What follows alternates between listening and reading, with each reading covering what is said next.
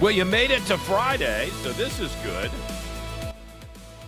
I appreciate you being with us here on the Reid Revolution. I am John Reid, and it is Friday. We're looking for another storm here in the southeast. I don't know how bad it's going to be tomorrow. I need to go to this beautiful botanical garden here in Richmond because all the Republicans in Virginia, at least, are gathering to pick their new chairperson. And with the looming storm, now they're moving up the start of the meeting, and we'll find out who the new chairperson will be. And then, man, you want to talk about pressure. There's some jobs that are great, even if they're high pressure, because you get a lot of money and you get a lot of celebrity status, and you can get a golden parachute. So even if you totally screw it up, in the back of your mind, the pressure's off because you're going to get money. You know, maybe some people will be mad at. I think football coaches are like this, right? You want to do well. Hopefully you win. But truth be told, if you get fired, there's probably a clause in there where if you didn't want to work for the rest of your life, you just wanted to go and drink down in the Keys in Florida and never, other than an occasional insult by some drunk at the bar about how stupid you are, your life is set. I have not found that arrangement. I'm always engaged in work where you get the insults and you get all the hassles and you get all the pressure to deliver. And then if it doesn't work out, oh, you're screwed. You're screwed even worse than the average person. So I somehow, I don't know, I'm just like, Megyn Kelly. Megyn Kelly's a great example. She's terrific. I like Megyn Kelly. Got nothing negative to say.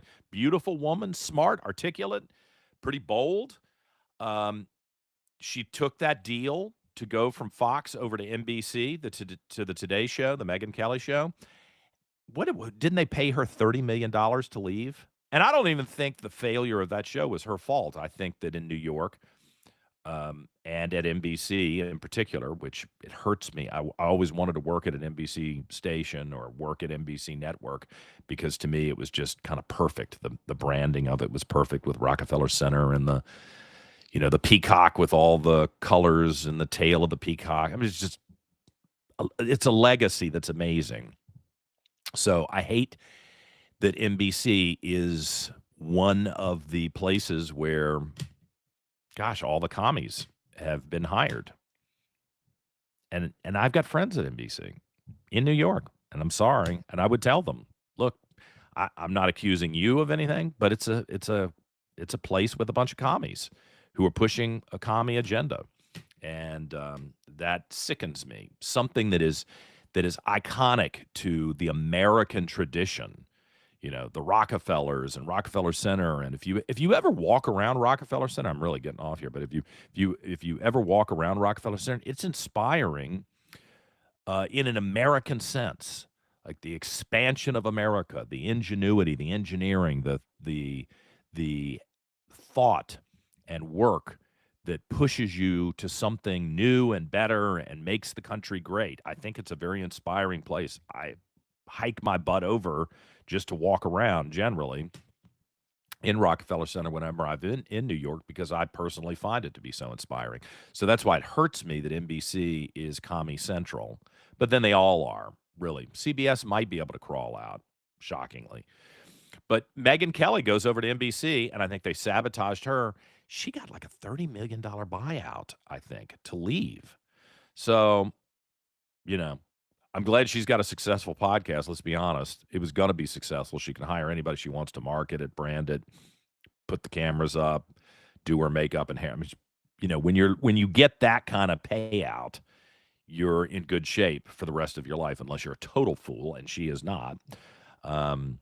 So I just find that really interesting that's what we're dealing with some of these people who are set for the rest of their lives, even when they screw everything up. Well, listen, I'm glad you're here. Let's see. I'm going to go see the Melania movie tonight, I think. I may call my mom and see if she wants to go. It's a little bit of an effort to leave the house and go over to the movie theater. But I think as a former political spouse, I mean, I don't know. I haven't seen, other than the clip we played for you the other day, I think it looks like it might be interesting. And Melania, she's kind of a riddler, off in the corner, doesn't say much, probably because leftists mock her accent.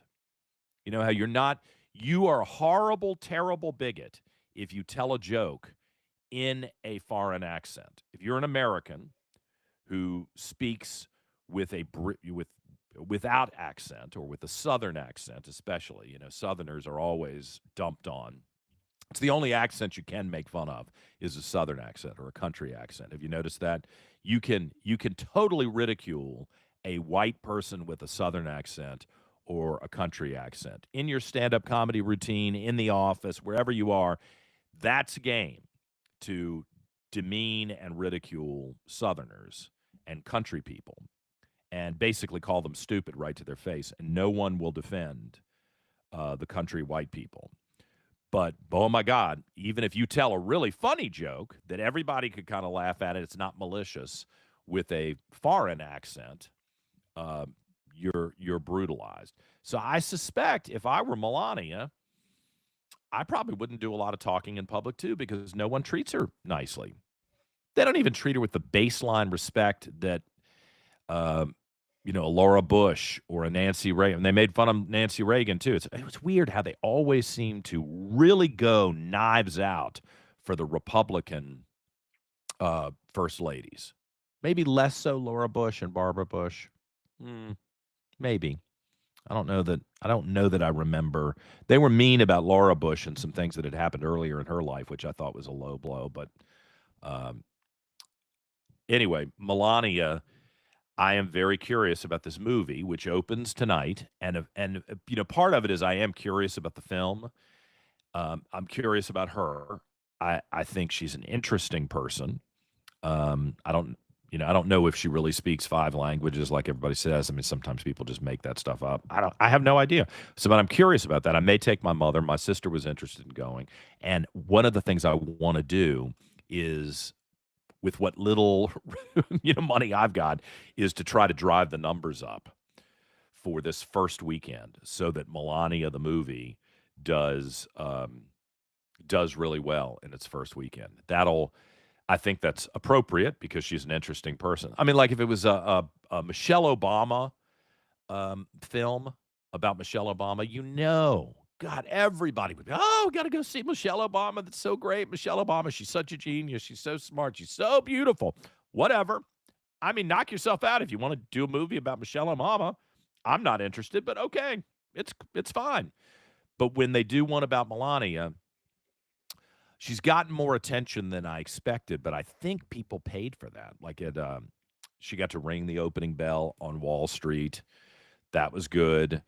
They had a big premiere of the movie at the Kennedy Center, the Trump Kennedy Center, in the Melania Opera House.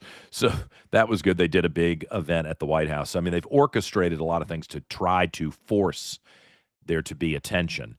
But all the magazines and entertainment outlets that would normally be fawning all over them. So, oh my God, we've got to cover this. We've got to put her on the cover, talk about this. Let's do a round of interviews, exclusive behind the scenes with Melania at the White House. You've got to go see her movie. They are not interested in doing any of that. Weird, right? Because they're partisan hacks. And when you're a commie bastard, that's the way you behave. You can't see, even if you could make a lot of money selling your product, getting a lot of clicks online, or selling a lot of magazines, you refuse to do that because you're a commie bastard. And everything revolves around that philosophy. And it allows you not to make good business decisions and not to be fair, honest, and objective about anything. That's a problem. So I am. I think tonight's the night that we'll go see Melania, and I hope it's a good movie. I hope it's interesting. I hope it's not just a white. It didn't seem like it was a whitewash. That one little clip where she tells Trump, he says, "Did you see the speech, honey?" And she says, "No, I didn't. I'll watch it on TV later." That kind of intrigued me. Like, wow, what? I mean, if Alana said that to me, I think it would hurt my feelings. If I was doing a speech, of course, I mean, they're used to being on national television. With me, it would be like a one-off, but I think it would hurt my feelings if my spouse said, "No, I'll watch it on TV later." Okay. So maybe there's some behind the scenes stuff in this that will really be minimally interesting and intriguing. I'm kind of surprised that they agreed to do it. Anyway, Melania movie opens tonight. I'll be there. Certainly over the weekend. I'll tell you what I think about it when I see you on Monday, and then we'll see what happens with the new chairperson of the Republican Party. Worst job ever to have. No money. I mean, I guess this is why I brought up the golden parachute. There's no golden parachute. So if Republicans lose, and at the moment it looks like Republicans probably will lose, you're going to get blamed, and you're not going to walk away with any money. You're just going to walk away with a lot of people mad at you, even if it's not your fault. Even if you do everything right, you think outside of the box, you raise a lot of money, you do a lot of good stuff, you travel around the state on your own dime, you travel around the state, and night after night after night, away from your wife or away from your husband, away from your family, and you go out and advocate and you do media interviews, which is risky, especially for people who aren't used to doing it, you're still going to be the bad guy if Republicans lose. It's probably one of the worst jobs that you can have in Virginia politics, because there's no money, and even if you're the head of the RNC, everybody hates you. They all suck up to you. They want to have access to you so that you can do something for them, but they hate you. There's just no way around it. It's a really bad situation. So who gets lucky tomorrow and gets picked to be the chairman of the Republican Party of Virginia after our loss in November? And I say our loss because I did everything that I think I could do, but we got to own it. What happened in November, it's on us. We got to fix it. We can't give up, and we can't blame other people. I think that's the mindset of a loser when you start blaming other people. Get in, accept what happened, dissect what occurred. You should clearly identify where other people didn't step up, but you got to own this stuff, and you got to fix it. So we'll see who gets that job tomorrow. I'll tell you about that on Monday. And it'll be interesting to be around the crowd that will be at this botanical garden tomorrow and find out what their vibe is a few months after the election. I don't know. They might be mad at me. I don't see how, but whenever I walk into one of these rooms, I kind of wonder, am I going to be treated nicely, or are people going to be angry with me? Is the homo, oh my God, you're a homo. You ruined the entire ticket. I've had a couple of people say that to my face. I won't repeat here what I've told them, but I don't appreciate that. And actually, I gave you an opportunity to get rid of the stigma that is, I think, largely unfairly placed on Republicans, because I'm a Republican because I think Republicans are the party of personal freedom. Not personal craziness, not recklessness, not personal irresponsibility that then the government steps in and fixes what was obviously about to be a mistake, but personal freedom.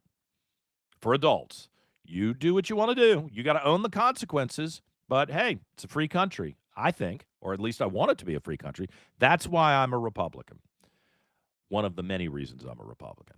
It's not because I think that some very well-intentioned, potentially religious leader wants to dictate to everybody what to do. I don't approve of that, even though I would probably agree with a lot of the things they would say. I don't think that's the role of the government, is to channel that type of mandate to the average citizen. So I'll be curious tomorrow whether people are polite to me, whether they're angry with me, whether they think, me being a gay candidate, I was very upfront about it, whether that is, oh my God, if he hadn't been around, if that jerk hadn't been around, then we would have done better. I got news for you. You probably would have done worse, I think. But I gave you an opportunity to wipe away that stigma and still keep your own autonomy and your own beliefs without me criticizing you. You have every right to have whatever you believe is okay. I mean, I may think you're totally wrong. I mean, this is the difference between me and most politicians, but certainly the difference between me and the Democrats. I may think you're 100% wrong, But hey, that's on you, not on me. Long you just keep it over there. Don't expect me to pay the bills. Don't force me into anything. And, I wish you the best.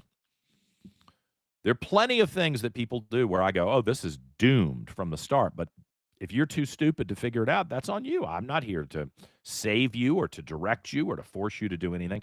Do you hear the difference of the mindset? And if that's not where you are, I think maybe you should recalibrate, assuming you do want to actually live in a free society. So I'll report back to you on Monday what I see, what I hear, and the end results of the vote tomorrow. And then who knows what will happen over the weekend. I guess Don Lemon has now been arrested. So Don Lemon, the former CNN anchor, who I used to know, a little bit, not well.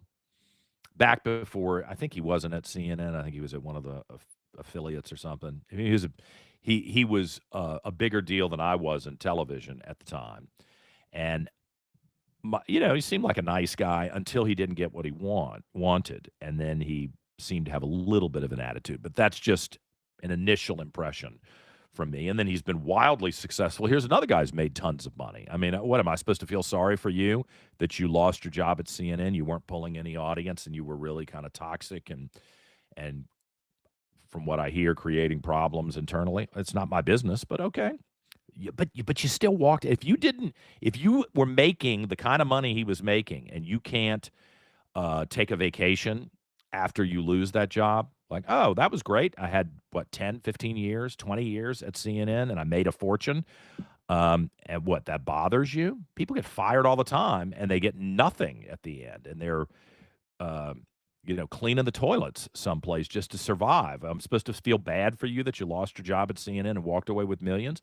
And then you become so arrogant and so confused where you actually join the protesters and disrupt a church service in an ugly, ugly way, not silently in the background, but in an ugly, nasty way, to people who are just praying. I mean, I don't know. I don't know whether I agree with everything that church believes, but that's not my business. That's their business. Why would you why would you go and disrupt somebody's church service? It seems so un-American to me. And then this is where um, um, Don Lemon is disingenuous, or maybe he's confused. I mean, I think he's kind of got delusions of grandeur anyway. He went and participated in this, but then pretended that he was a journalist. And see, you kind of can't have it both ways. I mean, if you're a journalist, the old rules, and I've watched this change over the years, but the old rules were that you were there to observe. You were not there to participate. You were there to roll the camera or to take notes. You were there to ask questions, but you weren't there to pick things up or fix things, or if stuff started to go badly, you backed up and you just watched what happened. Kind of like going on a safari. You're not supposed to save the animals as they kill each other. Even if it's horrifying to you, you just have to kind of watch it unfold. That's the whole point of going on the safari. I mean, people think going on safari is like going to the zoo. It's not. It's you basically going to pay a fortune and have drinks and watch the animals kill each other up close. Ugh. I mean, you can get into the mindset where that's okay, but it's pretty. The first time I went on a safari in Africa, I was like, oh my God, this is a little different than I expected, watching animals be torn apart right in front of me. Maybe I'm soft, but that had I kind of had a reaction to it. Still watched it, but that's the old mindset of journalists, is that you're there to observe it and report back on what happened, not participate in it. At least not voluntarily. And I think Don Lemon wants to have it both ways. He wants to be an activist journalist who goes out and deliberately gets involved in criminal behavior, actually, and then throw up his microphone and act like, oh, that shields him. I'm a journalist. Well, I don't think you have to work for a major international corporation with a flag that says CNN or NBC or CBS or ABC in order to be a journalist. I don't think that. I think you can be an independent journalist, but maybe this is a time for that SPJ, Society of Professional Journalists, to revisit the rules for what it means to be a journalist. So I'm sorry that Don Lemon has made the choices that he's made, but I do think he's crossed a line by going in with protesters and disrupting a church service. Real quick, I taught a class as an adjunct professor at Virginia Commonwealth University, and VCU's all messed up, man. God, VCU, another like communist pipeline in many ways. And I've got lots of friends who went to VCU, so I hate to be, and having gotten a paycheck from them, I hate to be the one that's negative. But I taught a media ethics class there, and I would tell stories. At the time, I was a TV reporter, and I would tell stories in real time. Like, this just happened to me. I got a tip about something that's going to happen, and I'm supposed to be there. What are my professional obligations? What are my moral obligations? Do I tell these people what I have heard about what's going to happen at their event? What if somebody gets hurt and I knew that there was going to be some sort of protest?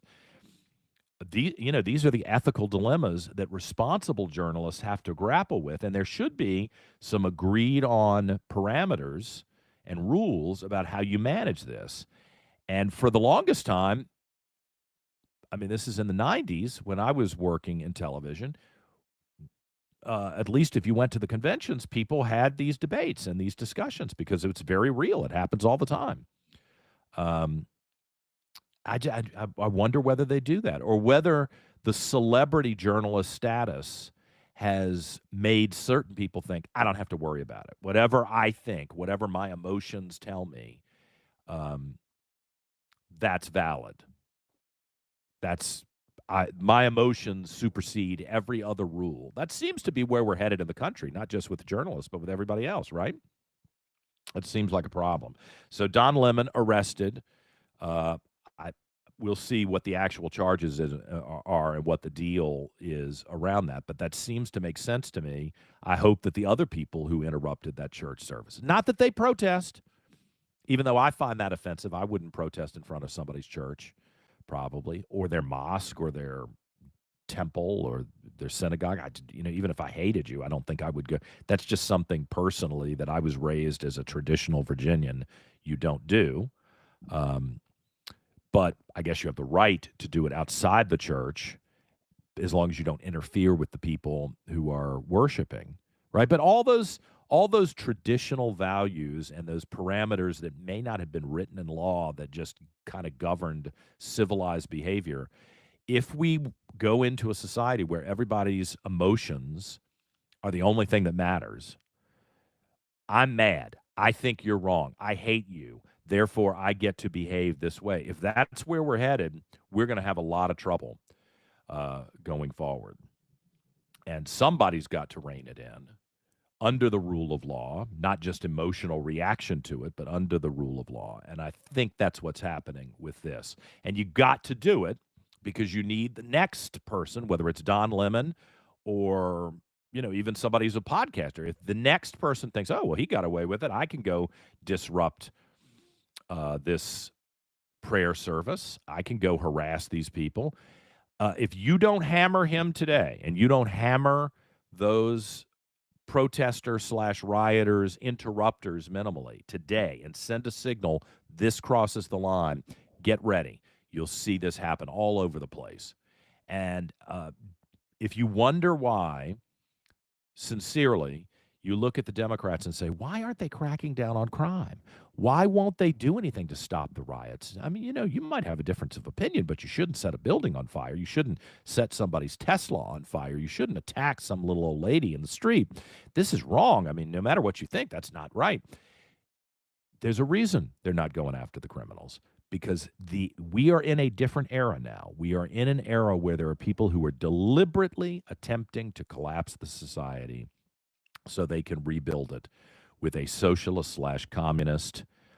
If you talk to the radical Islamists, eventually there's going to be a conflict between the Islamists and the communists. where they're teaming up right now to collapse Western civilization. But eventually they're going to fight because those two philosophies, theologies are at odds with each other.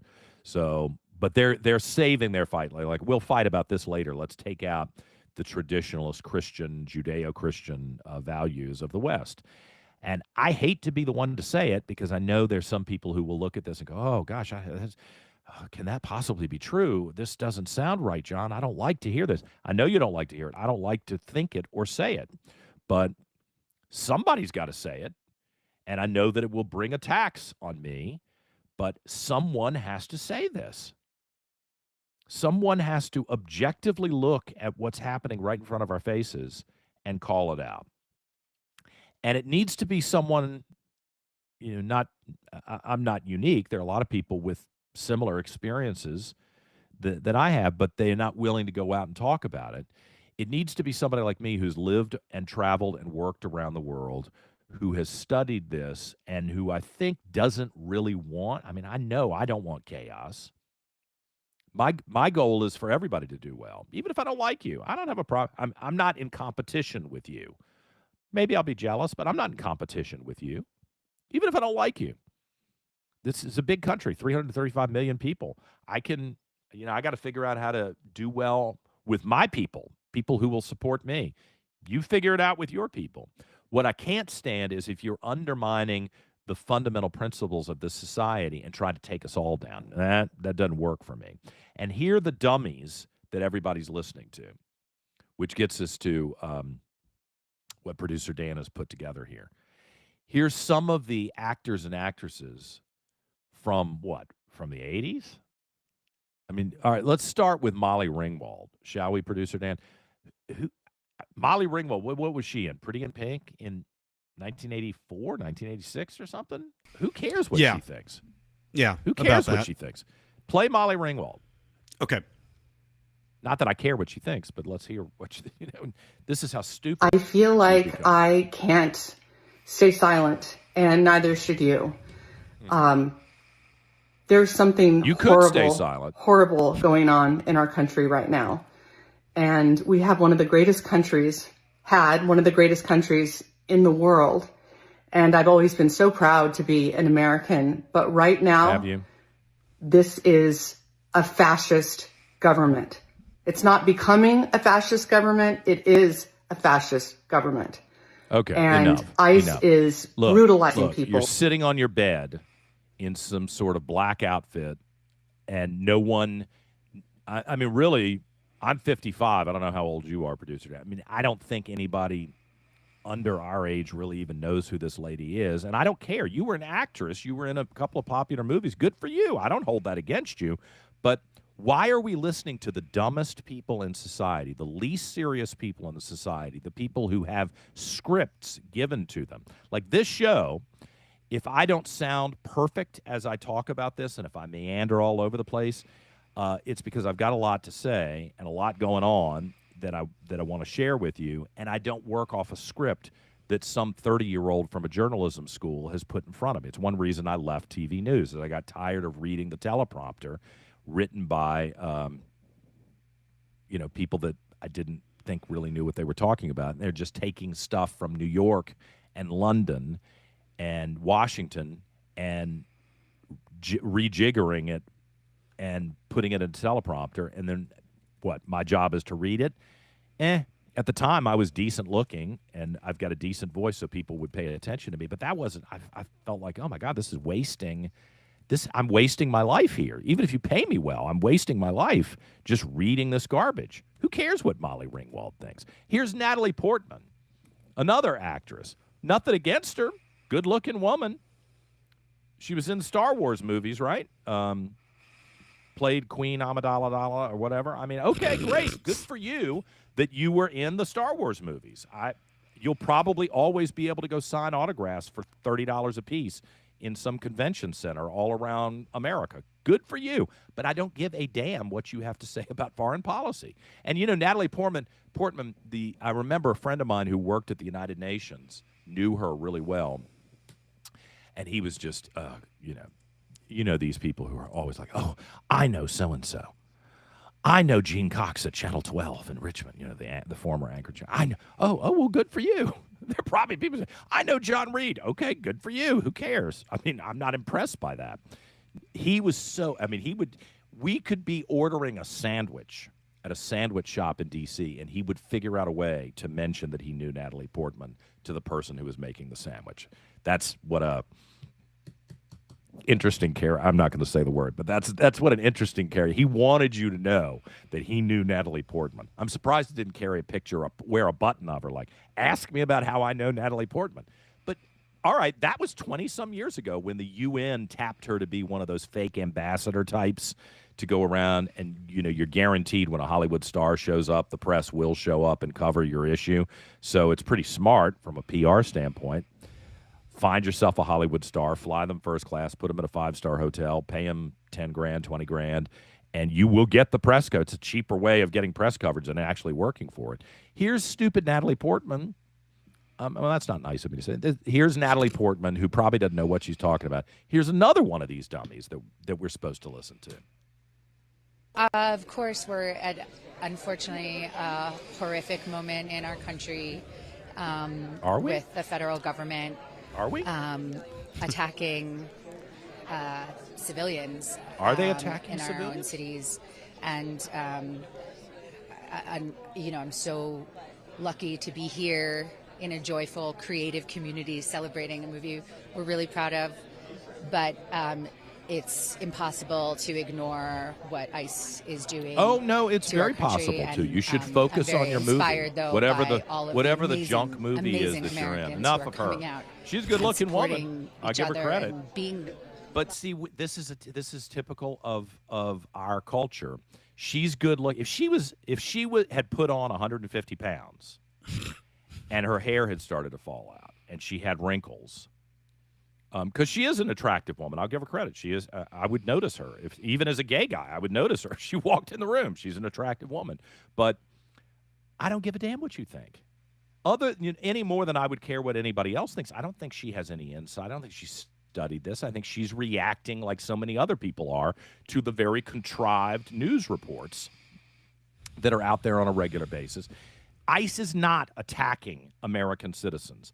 ICE is defending itself, the agents, from radical, hostile people. And in some cases, they're super organized. There is an insurrectionist movement. You talk about January 6th being an insurrection. Here's the truth, guys. There is an insurrectionist movement that is highly organized and funded in the United States that is going after Republicans. And Donald Trump just has the misfortune, and we're lucky he's willing to do this, of being the president now, because whoever it was, John McCain, Mitt Romney, little goody two-shoes Mitt Romney, remember they made him into the devil. I mean, goody two-shoes Mitt Romney was the devil. Once you've been around a little while, this is one reason I'm hoping some younger people will watch this program.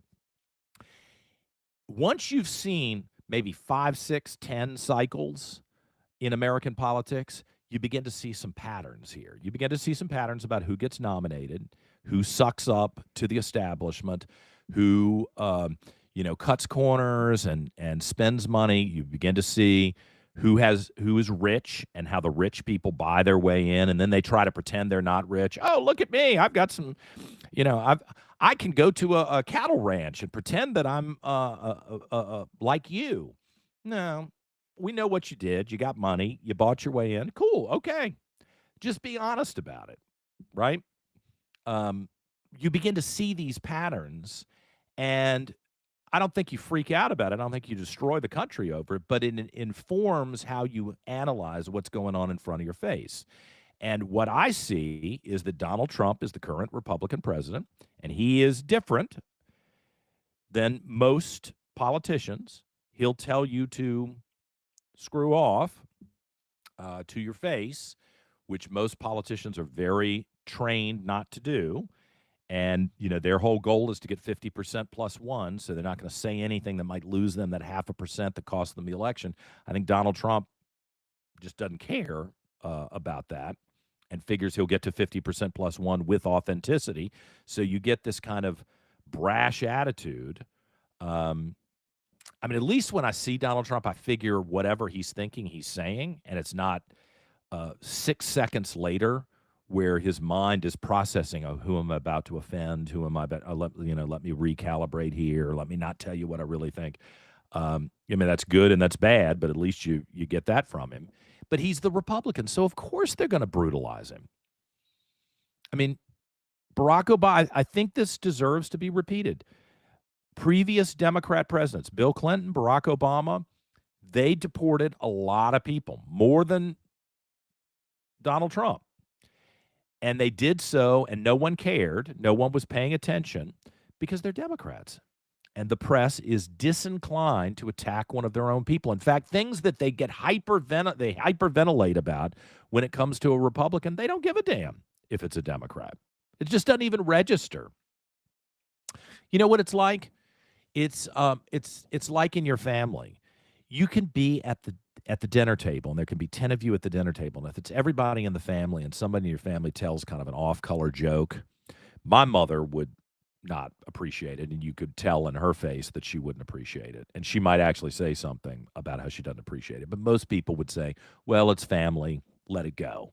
We're not going to say anything. But you replace 8 of those 10 people with outside of the family folks, and you're at a table at a restaurant downtown, and suddenly you've got, oh, my God, a fight because they don't have any loyalty to you. And so if you say something that's off color, you say something that's inappropriate, they feel, especially if they don't like you and they're trying to embarrass you, they will go after you. And that's the dynamic. And it's been this way for years with the media versus Republicans and aligned with Democrats. The things that they wouldn't even think about, wouldn't think twice about with Democrats, boy, it becomes a major international issue with Republicans. And for some people, it takes a couple of decades to pull focus and realize what's happening.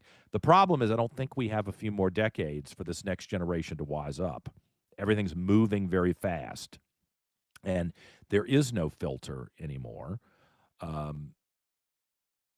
And everybody's running their mouth.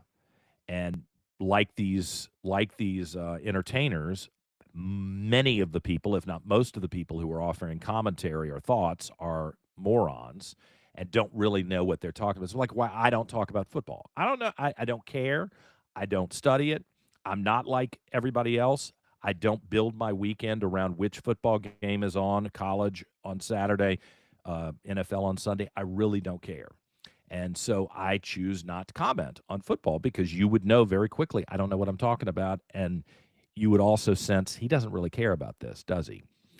And so it would be foolish of me to try to get all worked up about which coach got picked. I mean, producer Dan, if this were a different type of show, producer Dan texts me sometimes and says, "Oh my God, did you see what they did?" And I'm like, I don't care, Dan.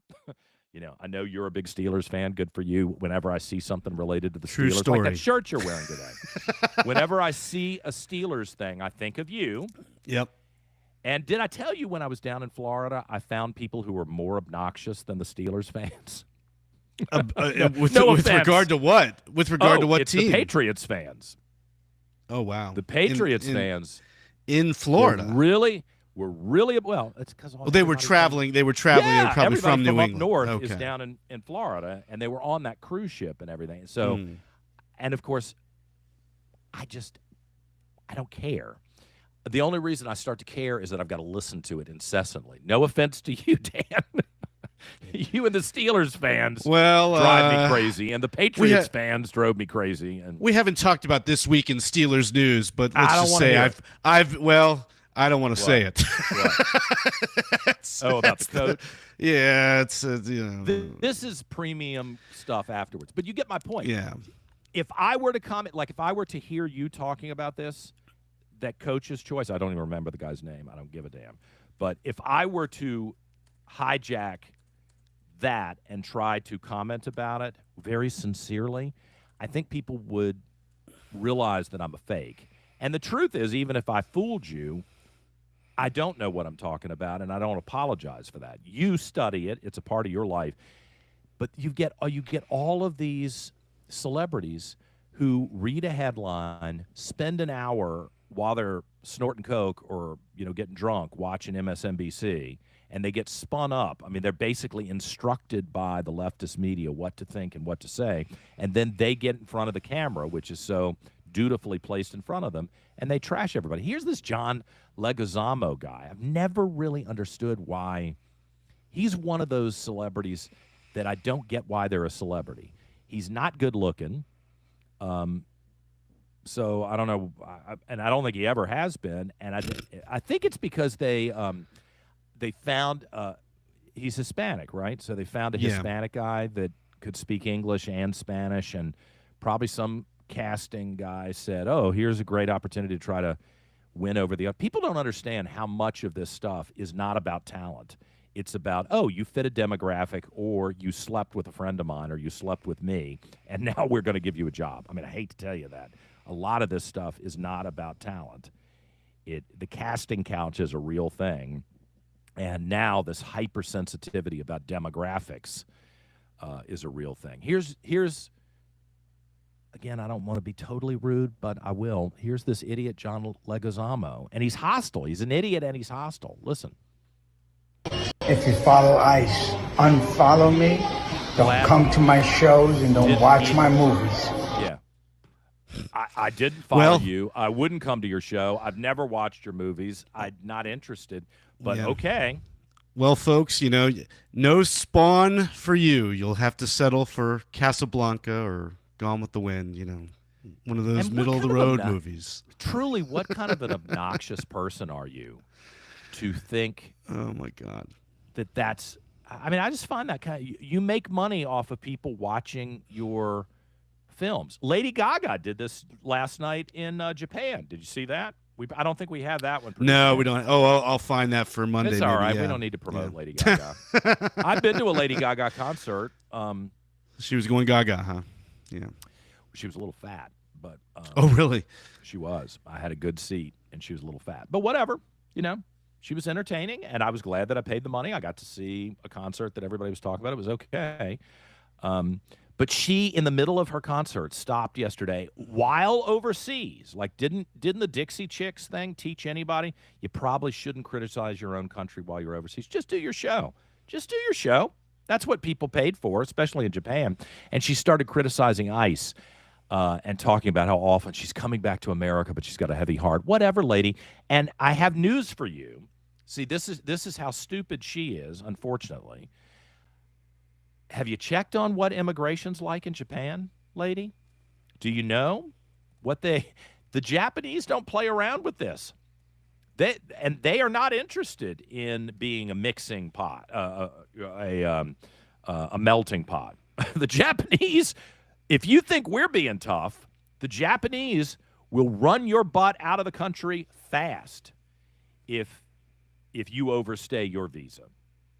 And they're selective about who they allow in the country to work, to vacation, probably less so to vacation.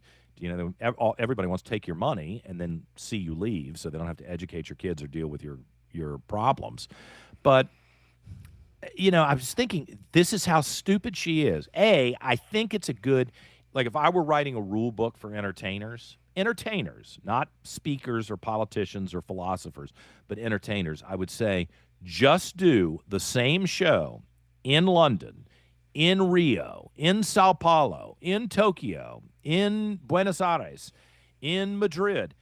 Do the same show that you would always do regardless of what's going on, because people are buying the ticket to see you because they like your artistic endeavor, whatever it is, and they're looking to escape from reality, not to be lectured to, and it's likely that you'll offend at least a percentage of the people in the audience. So why do that? Why do that? No one's looking to you for that kind of guidance. Like I would be interested in Lady Gaga and her impression of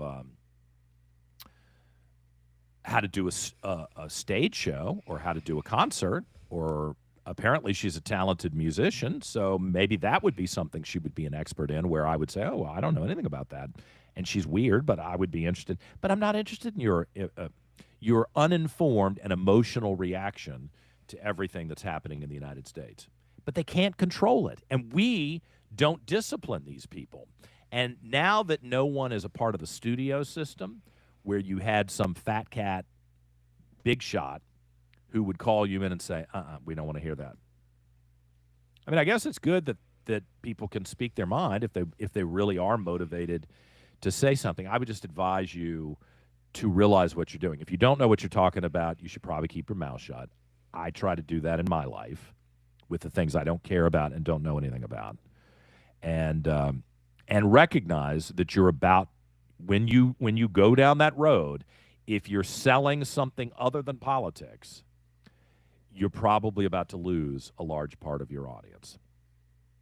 You know, let's play Newt Gingrich while we're talking through this, because Newt Gingrich, I admire Newt Gingrich.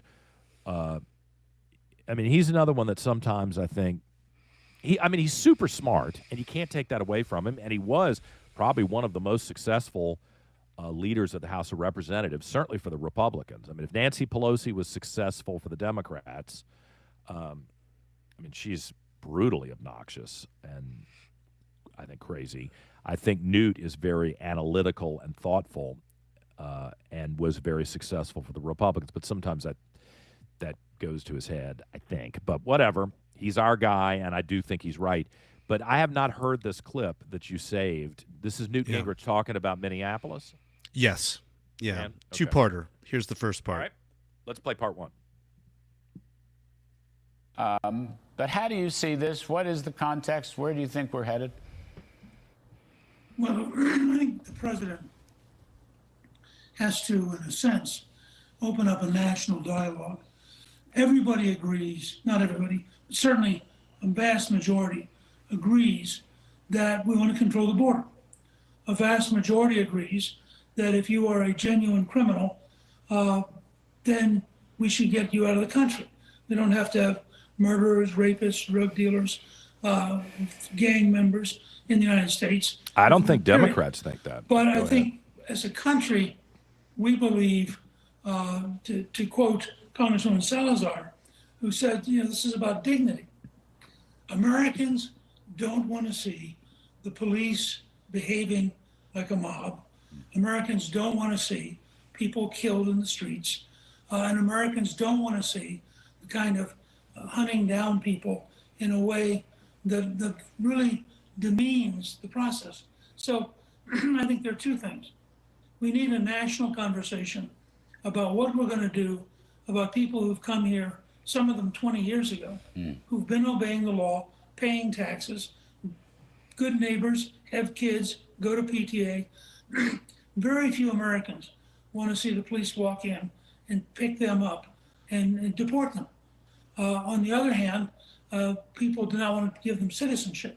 So there should be some middle ground here on long-term goals.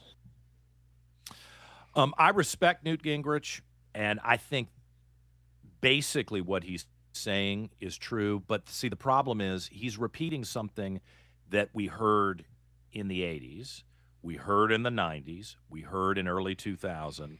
And the best instincts and good morals of conservatives and Republicans are being exploited to our demise. And at some point, and I think that point is now, you have to say, no, wait a minute. Ronald Reagan, when he was president, heard that statement from somebody different than Newt Gingrich and agreed to give amnesty to the people who were in the country illegally in, I think, 1984. And the deal was, it will be awful. It will be terrible to get rid of people. We don't want it. And these are families. Oh gosh, let's be better than this. And Ronald Reagan, and I can personally testify this because I worked for him and knew him as a man for a whole year. I think he, as a Christian, too. I think the fact that he was a Christian influenced this decision. He said, I will work out this deal and I will give amnesty to people who are here illegally. But you got to close the border and you got to reform immigration and we got to work through the visa issue. And unfortunately, but not surprisingly now that I've got some years behind me, the Democrats accepted the amnesty part knowing that they were probably going to win over a lot of those voters. So that benefits them. And then they failed to keep their end of the bargain and close the border and be restrictive about who arrived and deal with the visa issue in a practical sense that took care of whatever the business needs were or are. And so since then, I mean, people overseas aren't stupid. They saw this and they said, oh, well, these people don't care. We can show up. Why would I pay all this money and go through the process if I can just show up? And, eventually, they're not going to do anything. And eventually they're probably going to give me citizenship anyway. So if I keep my head down. And the criminals aren't stupid. They realized we can show up and we can take advantage of this and we can abuse people and make a lot of money and take advantage of folks. And they took advantage too. So I don't disagree with what Newt Gingrich is saying. And I do agree with him that the optics of it are having an emotional impact on the middle of the road people who just don't like it. The problem is, I don't like it when somebody has to spank their child in the grocery store, right? When I'm in the grocery store and there's an obnoxious little total jerk, a little brat running around the grocery store, and there's one set of parents that don't discipline their child. Oh, little Johnny, it's so fun. Yeah, you're knocking down all of the signs and you're pulling glassware off the shelves and it's breaking on the ground and you're back talking your parent. And when the clerk comes up to say, excuse me, the parent gets mad and the child screams at the clerk. I get angry that no one will discipline that child. And then, by contrast, it's kind of uncomfortable when you have a parent who is a tough parent. And Alonzo always reminds me, like, black parents don't put up with this. And I think good black parent, it doesn't have to be a black parent, but a good parent doesn't put up with it. But we often see children when we're out who are acting just insane. And he says, well, it's not a black parent. And I get what he's saying because he thinks that a black parent would grab that kid and beat their butt, not harm them, but would assert, you are my child, and this is not the way we behave in public. Probably a lot of these parents should do that when somebody hits 18 too, but whatever. But it's uncomfortable to be around that. You don't like to see it, and you do wonder, are they hurting the kid? What's going on? No. In most cases, they're not hurting the kid. They are snapping reality back into that child's mind that this behavior is unacceptable and there are consequences, and I am the person who will exert those consequences. And what I think we have here is 30-plus years of a culture that tells people there are no consequences and doesn't enforce the rules and the laws. And so we have been taken advantage of, and we are being taken advantage of. And now that there's a new person who got elected on this issue, this is not like it's not like an Abigail Spanberger bait and switch here. Abigail Spanberger talked about affordability, and now all the Democrats are pushing tax increases and extra fees and regulations. That's a bait and switch. That's not what Donald Trump did. For 10 years, he's been talking about illegal immigration. He's keeping his word to the people who voted for him, and we're being emotionally manipulated because the way you keep your word here is to get people out of the country, and a lot of the folks that he's getting rid of are bad guys. What are you going to go? Ding dong. Excuse me. Is Senor Torres with the gang that just raped 2 women and killed somebody and smuggled 20 pounds of cocaine? Is he available to come talk to us on the front porch? No. What are you talking about? You've got to be aggressive to get rid of these people. And what I think Newt, with all due respect, because I do respect him and his opinion, I think he's right on how things play. The actions that we're seeing that are manipulating everybody's emotions are orchestrated by people who they don't give a damn what you do. Their goal is to take out Republicans and eventually to collapse the society. And have you ever known someone where you knew they hated somebody else in the workplace so much that whatever they said, you kind of knew that their motivation was to harm the other person. Like they hate that person. So the person could come in looking great. They've lost weight. They're working out. They dress nicely, and this person will find something ugly and nasty to tell you about that person because they're trying to do damage. That's the dynamic that we're dealing with, and we need to be sophisticated enough to recognize that's what we're dealing with and not be manipulated. And the two people who have been killed, who were radical protesters, they were radical protesters. They're not little old ladies who just happen to be crossing the street, and they're not.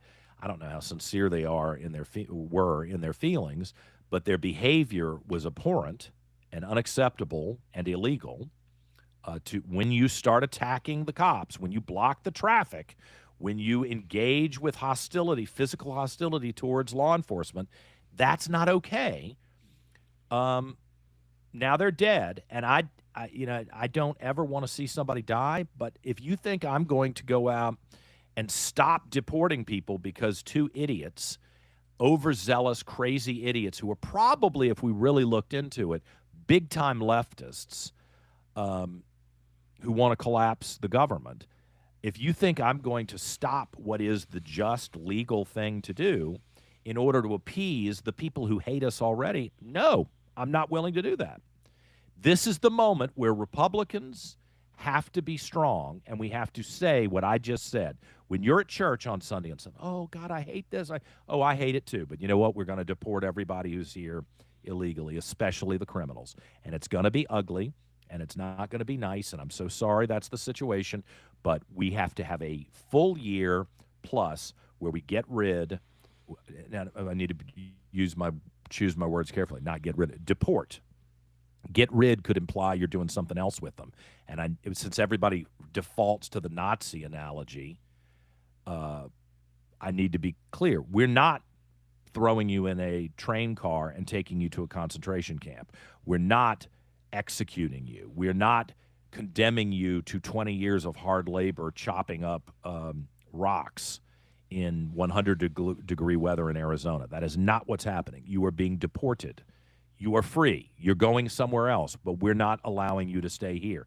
You don't have a right to be here. We need to be clear about that and unembarrassed by that. That is a responsible, adult, legal position to take, that you are not going to be allowed to stay here. When I was a kid, you'd go to the movie theaters, and there were always these jerks who would come in through the back door, and you paid for a ticket. I mean, this is, again, a frivolous example, but I'm using it to illustrate something that's important that maybe the average idiot can understand.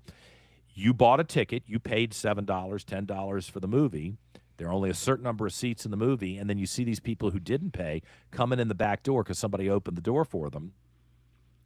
And I remember one of these films, they cut the lights on, and they asked to see everybody's ticket. If you didn't have a ticket, you were out. Well, that's uncomfortable. That's not nice. Of course, the people who didn't have a ticket start screaming and cussing and stuff, but they have to go. What, am I supposed to feel bad for you?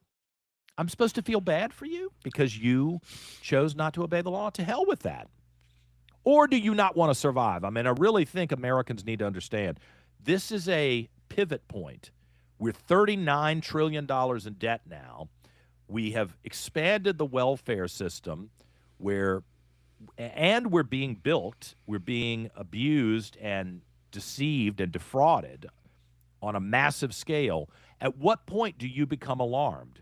When there is no money left and your grandmother, who did pay into Social Security for her whole life, is told, oops, we're out of money and the government's collapsing, and now you're going to spend the last few years of your life on earth in poverty? Is that when you become concerned? Is that when you finally snap out of it and say, oh, God, I wish somebody had done something earlier? Donald Trump, love him or hate him, is doing the right thing at this moment. And it's unfortunately unpleasant and kind of ugly, but we all have to obey the law, and that includes the protesters, and that includes the people who mistakenly, for whatever reason, came here illegally. Gosh, we've talked for an hour. I've talked for an hour. You want to take a break?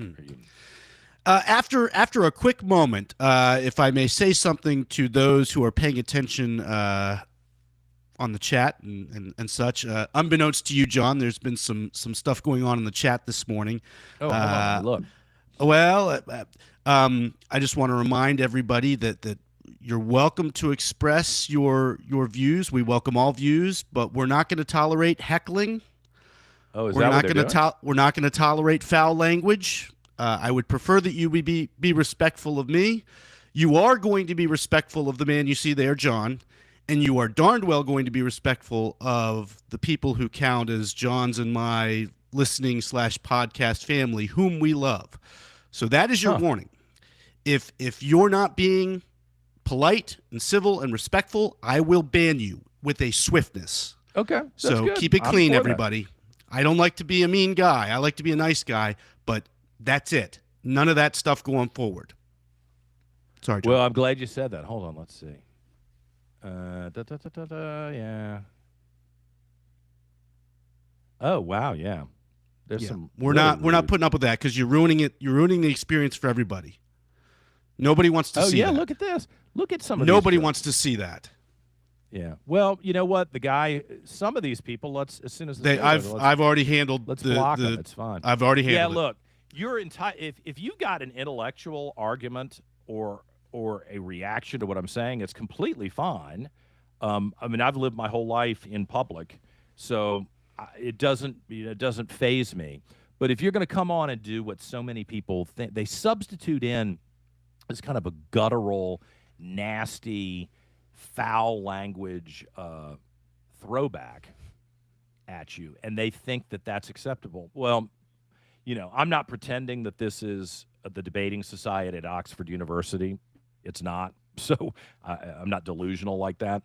But we're not going to go into the gutter here. This isn't a yo mama situation here. We're not putting up with that. And thank you, Dan. I agree. I'm going to defend you. You can defend me. If you go personal with me, this is my show, so to hell with you.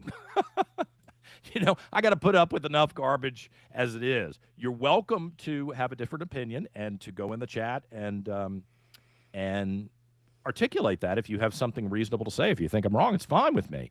But if all you're going to do, I mean, if you're going to use the F word towards me and insult me for being a gay guy or being a Christian, I mean, I've had both of that. What a weird situation. I've had people attack me for being gay and open about it, and then I've had people who attack me for being a Christian. What a weird, I mean, those are weird days when I'm attacked for both of those. That I'm not putting up with. So thank you, Dan. I didn't realize that was happening. I'll have to check that out a little bit. Well, I wanted to keep you from having to deal with it. So that's you had a show to do and you had a monologue to deliver, and there was like no reason to interfere with that or interrupt you. I just I'll take care of it on my end. People are, and you know what's weird? The show is doing so well. Yes. That it's almost like a memo went out to the radical Democrats, like, make sure that you attack these guys, because my emails have been filled with really nasty stuff. Of course, I just delete that after the campaign I went through. My God, I just learned to delete it. But it's like we're on the radar screen now. We're in a way that, quite frankly, we weren't at WRVA. Like WRVA, as much as I love the station, it kind of talks to conservatives, maybe not exclusively, but they love to have more people listen.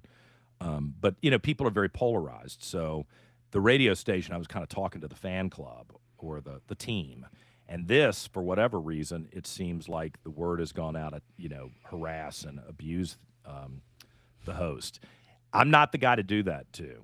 Can I tell you? I mean, Dan has been a little, over the last few weeks, has been surprised. I think he was shielded from some of that at the radio station.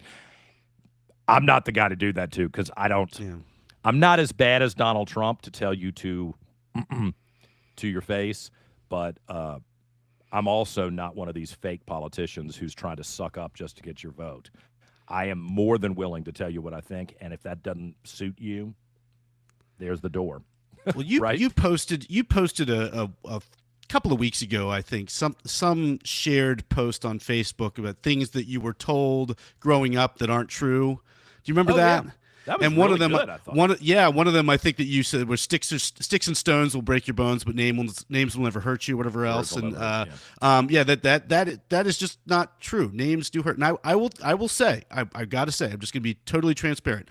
The hurtful things that have been said about me have absolutely hurt. So thanks a lot, people. But well, listen, what I was saying there wasn't so much emotionally. You are correct. You know, you get called an ugly name. Like, you know, it was funny. The other day in the same show, I was called a Nazi and a fascist and a bigot and the F word for a gay person and fat. Yeah. And you know which one hurt my feelings? Being The called fat, because it's the only one that's true at the moment. The physical comments are just totally. But you know, the other ones I can't worry about. You know, I know that these are the default positions and slurs that people throw. So what am I supposed to do with that? All right. Well, and I will say, it reveals how bad they are. And my point with that, Dan, with that statement was sticks and stones may break my bones, but words may never hurt me. You do have to toughen up. Is just as an adult, and especially if you're in the public, you have to toughen up because people are rude. Yeah. But defamation is different, and that's true. Being defamed can ruin your entire life. So you're not telling. People need to understand.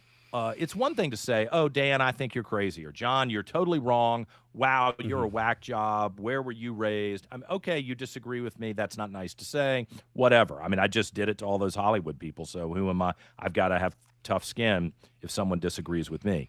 But if you defame someone, if you say, like they constantly do to Trump and to most Republicans, "Oh, you're a pedophile protector. You're a pedophile. You're a rapist. You're a murderer." Those things, and I know because they just tried to do it to me for an entire year as a politician, those things can they can hurt you. They can prevent you from getting a job. They can ruin your life. I'm very fortunate that Alonzo and his family know me well enough, and, you know, over the years that we've been together, we have built a strong enough relationship where that didn't ruin my personal relationship with Alonzo and his family. I'm very fortunate that my family is strong and knows me, where that didn't, you know, the things that were said about me didn't destroy my relationship with my family. I don't know whether it's going to impact business going forward. I mean, I'm sure there's some people who are like, "Oh my God, he didn't win for lieutenant governor, so maybe we don't want to go down that road." Those are very real things. And I will tell you, you will be hearing more from me in the coming months about the concept of defamation and how our laws, don't protect people who are defamed, and they actually embolden people. The current status, we embolden people to defame others. And with social media, where some jerk says something about somebody, and then it can just be repeated over and over and over again, and everybody thinks, "Well, I didn't say it. I just repeated what they said. And, you know, you can't come after me because I was just repeating the rumor that I heard." If we have people with no morals who don't think twice before they repeat a rumor, which is kind of a fundamental element of being a good human. You don't repeat rumors, especially if you're not 100% sure they're true. And if you are being manipulated by people who lie, especially with AI and, you know, the digital stuff, we're going to see a lot of these kids are killing themselves anyway because of stuff like that. And adults probably are too. We're just not as acutely aware of it. I'll to be constructive about all this, I've certainly heard people say things, for instance, about our new governor that are physical put downs, and I won't get into what the specifics were. Yeah. But I think it's a reminder. That's lowbrow, but yes, it's not. But it's the worst thing that could happen. I suppose not. But it's a reminder that we really should try to do our best to stay away from that and focus on the content of what she's saying and what she's doing, and not resort to childish sophomoric put downs that really don't make anybody what's look all awful, that though, bad Dan? except for ourselves. You know what, Dan? What's awful about that is you and I would at least start out the day trying to maintain that standard, but the put downs work. I hate to say it. And the cartoons, the grotesque cartoons, the ugliness, it demeans people and it knocks them down in public esteem and harms them. And so that's why it's a very I'm not endorsing this, but that's why it's a very effective thing. If you just pile on constantly, like Trump, it's interesting to me, first term of Trump, every nasty leftist artist in America drew grotesque paintings and pictures and cartoons of Trump, just exaggerated features. He's horrible. I remember going to an art gallery in New York that had a lot of beautiful art that I actually liked. But I came around the corner and there was this huge life-size sculpture of Trump naked. I know exactly what you're talking about. Rolls of fat coming over. Yeah, and something else about it. Yeah, something else about it was very the genitals unflattering. were really tiny, so they were trying to impugn him. Yeah. And I walked right out. I was like, screw this. I don't want to have anything to do with an art gallery that would put this is not art. This is a grotesque social protest, and you're entitled not to like the president if you don't want to. Okay, but I just thought it really crossed the line. I certainly didn't want to have anything to do with it. And but what's interesting with Trump is that there's been a pushback. Do you see all the artwork that's out there now of Donald Trump like muscled up and he's a Superman and he's saving the world? Or there's some wonderful paintings.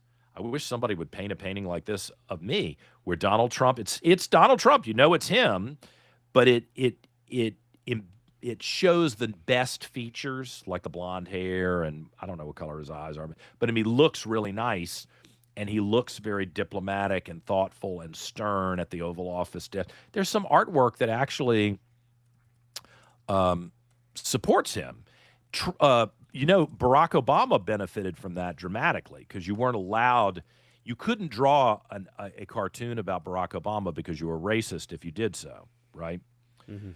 That was a race. Just anything that was negative about Barack Obama, you were a racist. So most people wouldn't make fun of elements of his physicality or his demeanor because they didn't want to be called racist.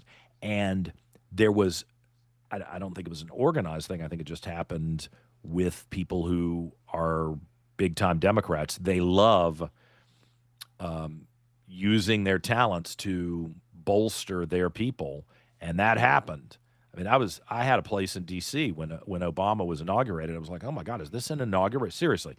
I remember the weeks leading up to the Obama inauguration thinking, this is a coronation that is about to happen here. And all of my friends from around the country, the Democrats, who knew that I had a sofa, a pretty spacious condo, and a guest room in D.C., they were, can we come stay with you? We really want to be there for the inauguration. I mean, it was, and you walked around, and there were huge banners, 40 feet tall, of Barack Obama's face. Welcome, Mr. President.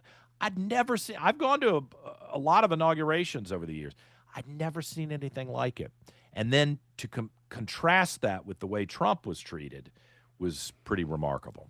So. All right, well, toughen up a little bit, Dan, but I'm going to defend you. You defend me. We'll be okay.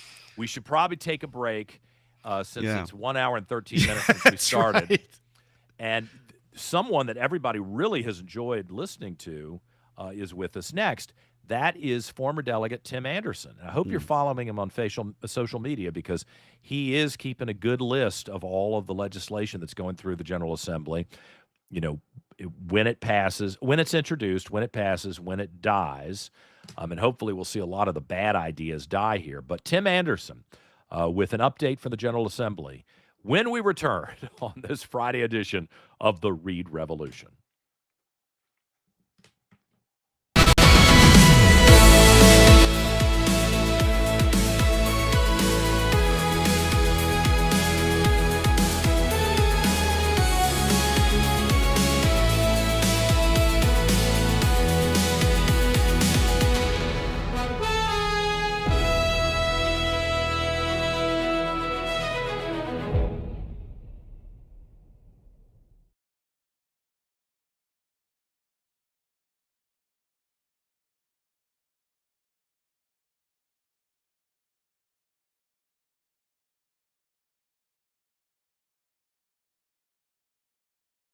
Back on the Reid Revolution, I'm John Reid, and we are glad that you're with us today. There's a lot happening at the state capitol. I mean, believe it or not, the legislators actually worked through the snowstorm.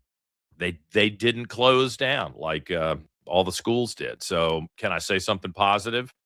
Republicans and Democrats, I give you credit for not packing up and running away and acting scared of ICE. I mean, I guess they're living down here in Richmond, and they get a per diem for every day they're actually at the Capitol, so there's some sort of financial incentive to do it. But anybody who keeps going during the snowstorm instead of collapsing in fear, I want to applaud that.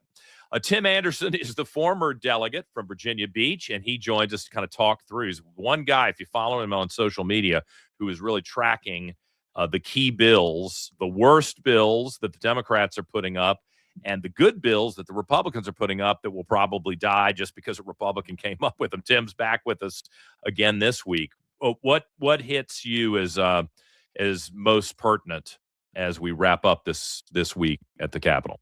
Well, John, I start by being very, very sad. The Democrats crushed my dreams today of being able to open up my own Somali daycare in Virginia. So, yeah, so House Bill 1369, proposed by Delegate Jessica Anderson, no relation whatsoever to me. She said that basically the government can't ask any questions to charities that are receiving any type of federal grant money, federal charity money from the federal government that administers and runs through Virginia. It was insane. It would have literally opened the door to exactly what we've seen in Minnesota with the Somali daycare fraud. I mean, as soon as that bill would have passed, I could have opened up a daycare, had no kids, got all the money from the government, and the government couldn't even ask any questions on whether or not I actually have kids there. So she's a Democrat. Why would anybody even think to strip away some sort of oversight and auditing? I would think that we would be contemplating doing more of that these days rather than less. Because, John, we want to open a daycare, all right? But we don't actually want to have kids in it. So, these rules make it really hard for us to have, fake daycares. So that's why we want to get rid of it, obviously. It's pretty simple. Yeah, so she's a Democrat. Yeah. The Democrats killed it unanimously. They're like way too crazy even for us right now. So that kind of shows you what, there's people to the far left of what we already are seeing up in Richmond. God, I wonder what she's thinking. I wonder if she's angry with her colleagues and she would double and triple down on this being some sort of brilliant idea. That would be interesting to know what she's thinking. I'd like to know what the people in Williamsburg are thinking, unseating Amanda Batten for her. I'm wondering if there's some buyer's remorse out there. Because she's definitely one of the far, far left. And that bill was the tip of the iceberg, I think, that what we're going to see out of her. This is the woman who taped herself peeing in the woods and thought that was real cute, right? Yeah, just dressed up like an eggplant, did drunk podcasts. Yeah, all that. Very serious legislator. All right, great. I'm glad they at least had the wherewithal to kill this bad idea, but there are a whole bunch of other bad ideas that still seem to be alive. What's on the list? Yeah, so, a lot of us are focusing on bills, but a lot of the harm and damage to Virginia actually comes in through the budget. And the way that the budget works in Virginia is it's a 2-year budget, and essentially most of the General Assembly members have no say in what's in the budget. It gets packaged up, it's crafted by party leaders, and then when it comes to the floor for the General Assembly members to vote, we can't line item veto anything out of it. It's either up or down. And, there's always going to be good in a budget. There's going to be raises for cops, raises for teachers, all this good stuff. And and there's going to be a bunch of bad stuff.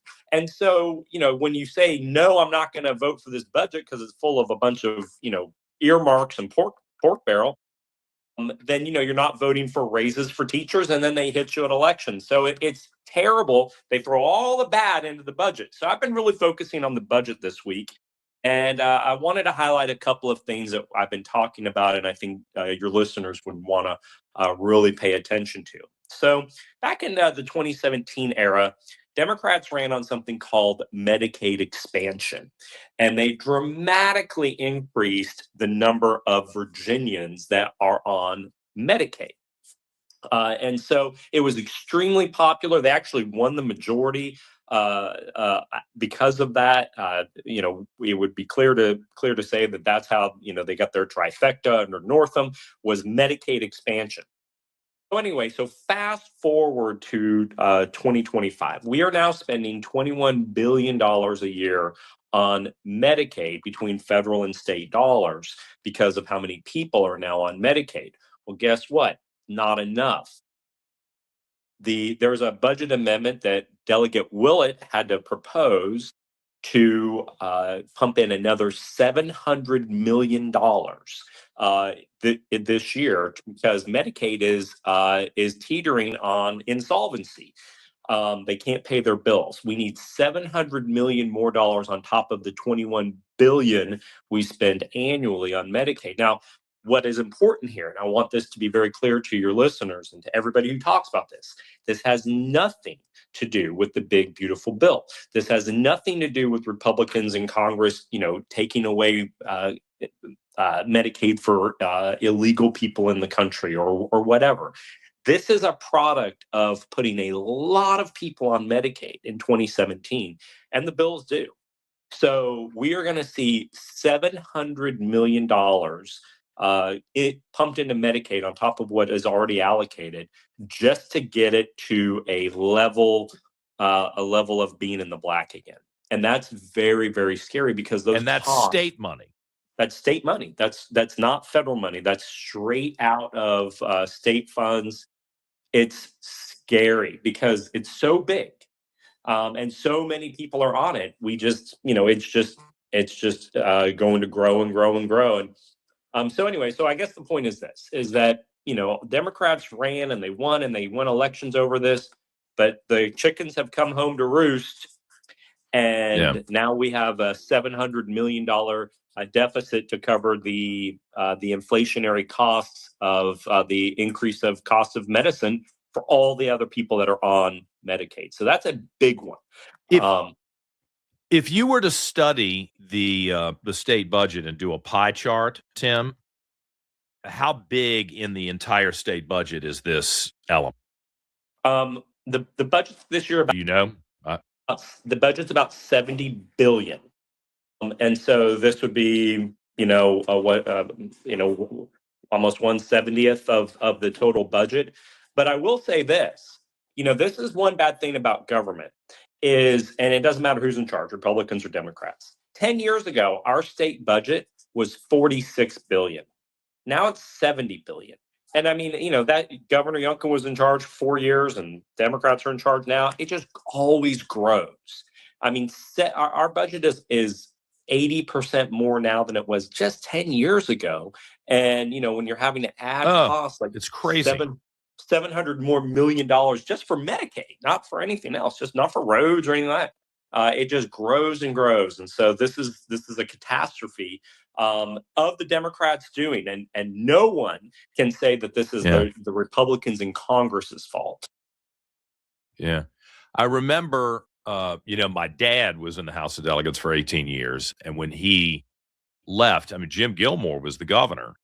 And I remember talking to Dad at one point, and he was on appropriations, and he voted against the committee budget bill and said, "To hell with this. I don't care who it makes mad." And I think it made the governor, his friend Jim Gilmore, mad at the time.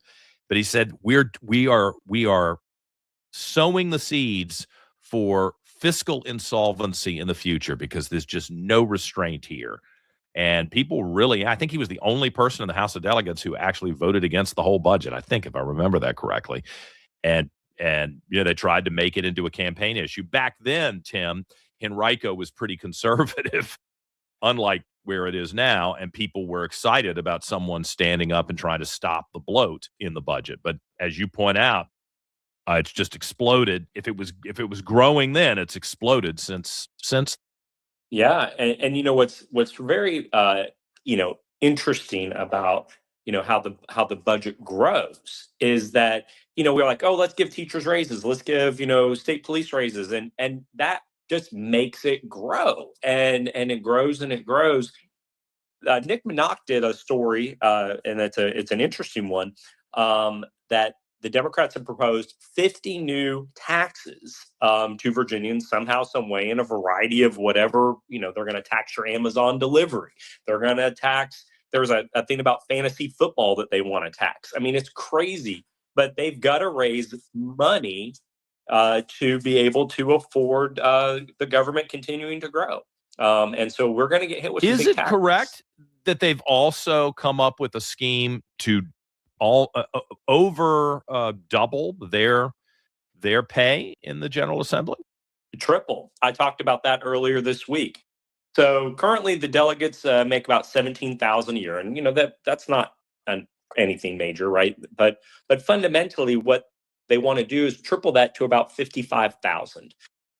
And people are like, oh well, that's probably reasonable, whatever. But here's the thing, and I was there, and I know this. Like you said in your opening, they get a per diem every day that they're in Richmond. It's $200 a day. They get $1,000 a month for office staff, or for just offices, which most of them don't have offices. They just pocket it. They meet people at the Starbucks. And then they get a Cadillac health insurance plan, and they get, every time they go to a committee meeting in the summer, they get $300, and they get mileage reimbursements. I calculated my total compensation when I was in the House of Delegates with all the benefits to be about $70,000 to $75,000 a year.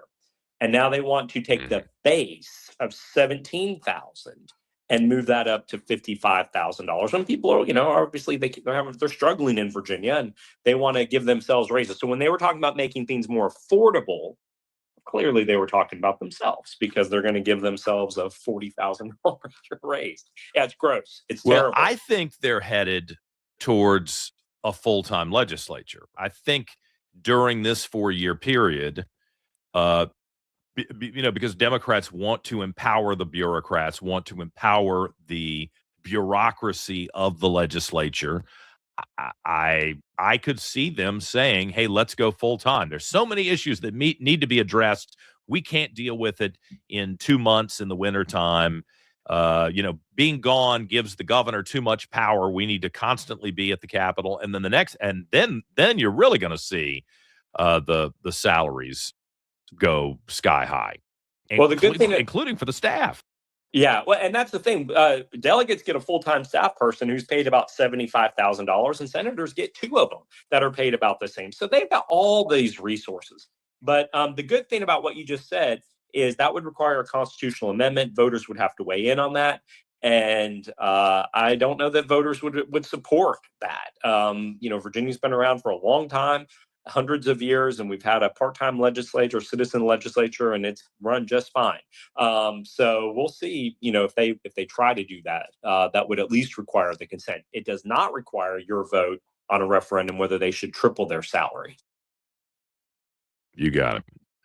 All right. Well, those are things that'll make you mad. What else you got in the pipeline? So, I know Governor Wilder comes on your show all the time. He's a great guy. I mean, for a Democrat, he's one of my favorite ones in Virginia.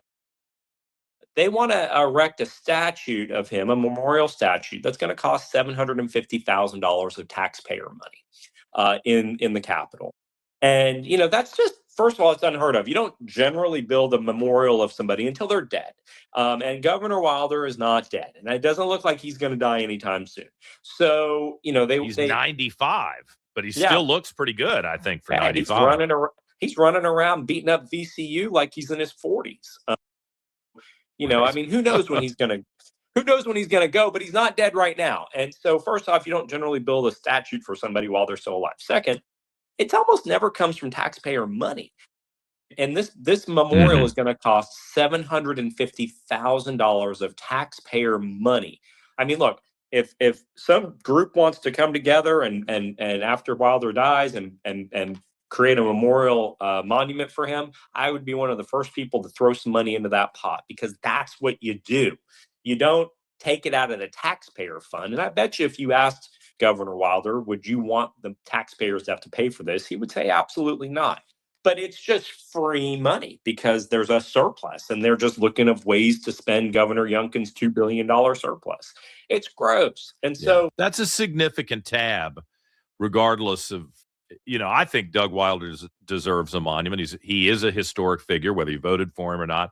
I actually think he acquitted himself very well as governor and has been a fighter post his governorship. I think he's worthy of it. And when I was at WRVA, the first year I was there, and this was me strategically trying to nip the destruction of the other statues on Monument Avenue in the bud, obviously not successful. I said, I'll write a check for $5,000 right now to start the funding for a statue of Doug Wilder on Monument Avenue. Let's not tear things down. Let's be the type of society that builds and commemorates people who may have been ignored in the past. And you know what, Tim? No one took me up on it. Nobody, not one single person said, oh, yeah, the guy WRVA is going to give $5,000 of his money. So let's do the same thing. Everybody just, it's typical. Everybody just kind of gets lazy and complacent. But that was going to be money that was raised privately. Maybe I'll get the Virginia Council, the group that I started with a group of activists here in Richmond after Monument Avenue was destroyed. Maybe we can help raise private funds for something like that. And I don't know how much monuments cost. I don't build them, but I would think $750,000 sounds like a lot. I would think we could probably do it for half the price if the government got out of the way, if maybe not a quarter of the price. Maybe. It's got to look good, man. Have you seen the Arthur Ashe statue? No. I'm a big proponent of Arthur Ashe. I got nothing negative to say about Arthur Ashe at all. And I like the artist who did the Arthur Ashe statue personally, Paul DiPasquale, who has done some great stuff. He did the Neptune statue where you live in Virginia Beach. That's his. So he's done some great stuff. I just think that Arthur Ashe one is not. I just don't think that it looks great. Nothing negative about Arthur Ashe himself, but anyway. Well, generally, when the government's spending money, it's probably 3 times more than they need to. So fundamentally, Good point. Whatever we're trying to do, I think we could do it better and privately, and that's how it should be done. And I bet you Wilder would say the same thing. He probably would. I'll try to call him. Maybe he'll come on the show again and talk about it. That's good point. So the next thing, and this is a big news this week, we saw Tazewell enter a injunction against the referendum, and that's a big deal, kind of.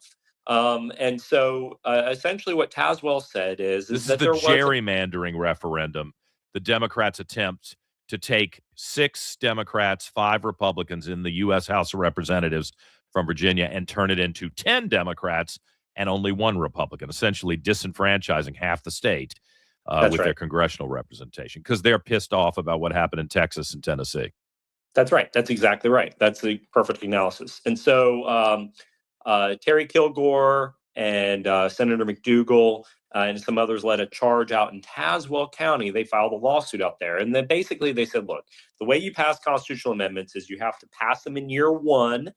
And then there has to be an election of a new General Assembly. And then you have to, with the new General Assembly, pass it in year 2. And then if that happens, then it goes to voters. And so what the Democrats did is they started running. They came up with this idea in October of 2025, and so they rushed in while they were in special session, and they passed the year 1 version of this after early voting started. And basically what the argument was is that there was not an intervening election because millions or hundreds of thousands of people had already voted because of early voting. And so the judge basically said that's correct. Because there wasn't an intervening election, the constitutional amendment can't go to the voters. And there's also this thing about it has to be published 90 days before it goes through. And there's a law, and the Democrats tried to build a time machine this year with a bill that says we get to go back to 1971 and we get to repeal that back in 1971. And the judge said, you can't do that, you big cheaters. But the problem with the Tazewell injunction is that while I think it's legally sound, and it is on appeal to the Court of Appeals now, I think it's legally sound. It only applies to the county of Tazewell. And so fundamentally, the referendum can still go forward legally in the entire state because there's no court order that says otherwise. And so we are still in this state of flux. Are we going to have an April 21 referendum ballot question dealing with this? We need a statewide injunction. And I don't know, if the Court of Appeals is going to expeditedly rule on this and make a definitive decision. But probably another lawsuit needs to be filed in the city of Richmond. And the city of Richmond, which is where you do this litigation, needs to determine whether a statewide injunction needs to be put in place. Why the city of Richmond? The city of Richmond is ground zero for government litigation. That's where you generally bring cases when you want a statewide injunction. And so they have special authority and jurisdiction to handle things, just like the DC because courts. It's the capital. Yeah, that's right. So somebody's going to probably need to bring something there, and I think that the NRCC folks are looking at doing that. But fundamentally, getting an injunction out in Tazewell, no offense to Tazewell, I love the people in Tazewell, but that doesn't do any good in Virginia Beach if they can still run a referendum. I mean, there's not many people that live out in Tazewell County, and all of them would vote no anyway, so the Democrats are probably fine with them not participating in the referendum. So it's still a legal question, but it is at least one judge coming up and saying, yeah, this is no good. And it's hilarious to watch the Democrats say, oh, they're forum shopping, when that's all they do to President Trump. Like have you seen a nationwide injunction get filed in Nebraska? It doesn't. It's all filed in California, where the liberal judges are. And so I love how they're now fussing in Virginia that there was forum shopping out in Tazewell. Let me just ask you, as a non-lawyer, is it possible that the Tazewell judge could have, I don't want to say overreached. Is it within his authority to issue an injunction outside of Tazewell, or he really just has jurisdiction in that county?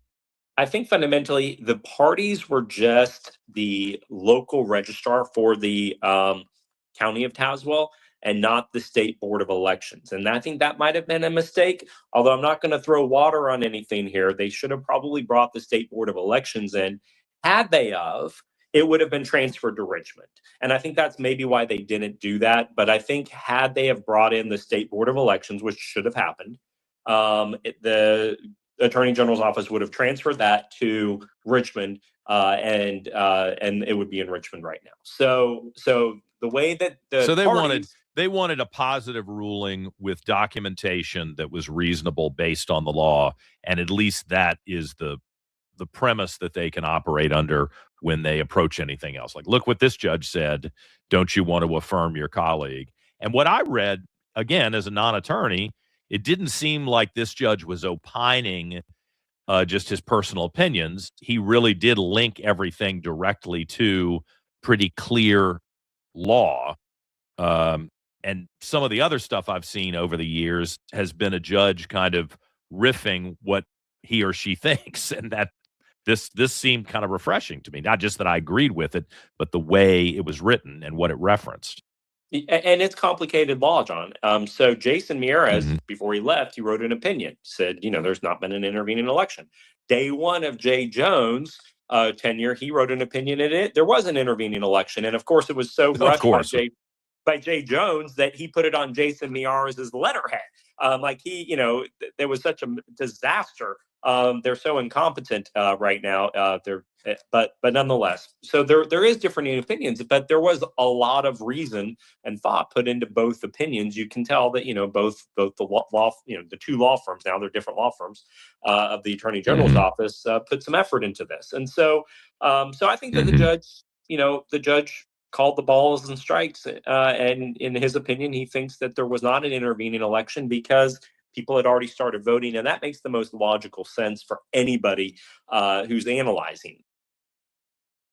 So right now, Tim, are we moving forward with the idea of an April 21st referendum on this? Or is everybody really kind of stuck? No, so the Democrats have pushed the referendum to the governor today. So the governor now has to either sign it or veto it. So they are pushing forward despite this injunction from Tazewell. So it is on appeal to the Court of Appeals, but they have pushed this to the governor, and she's going to have to make a decision whether or not she's going to sign it. and quickly in the next week or so. So I would bet that she is going to sign it, even though, when she was in Congress, she talked about how bad gerrymandering was. But here's one more thing to look out for. On Friday, the 30th, the Democrats have promised to release their map, their proposed map. And we've seen the 10-1 map on social media that we think they're going to use, which kind of fingers down from Northern Virginia to the entire rest of the state. But we're going to see what their proposed map is. And look, Louise Lucas, John Scott, they've all said it. It's going to be a 10-1 map.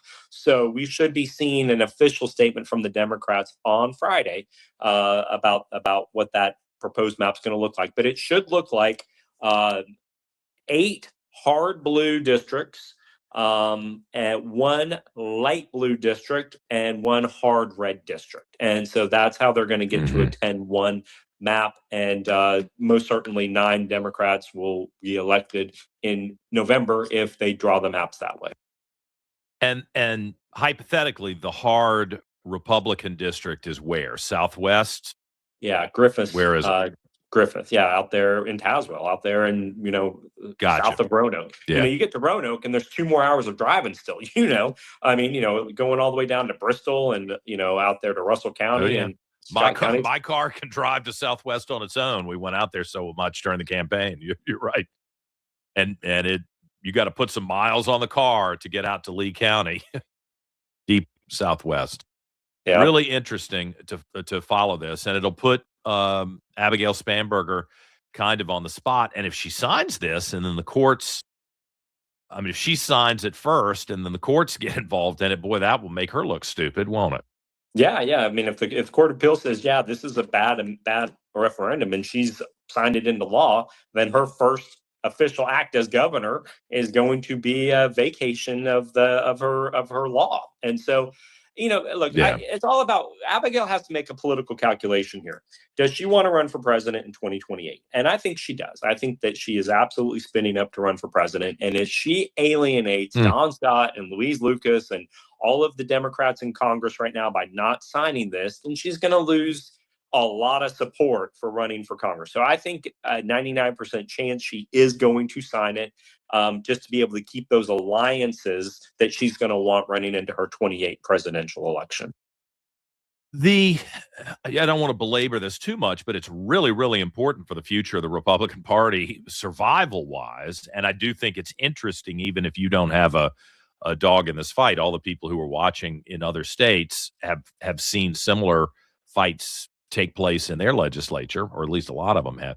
Does the DOJ have any say in this, given Virginia's status with civil rights legislation and the need to make sure that minorities are appropriately represented? Do the normal rules that would apply in the past apply now, or is that irrelevant in this situation?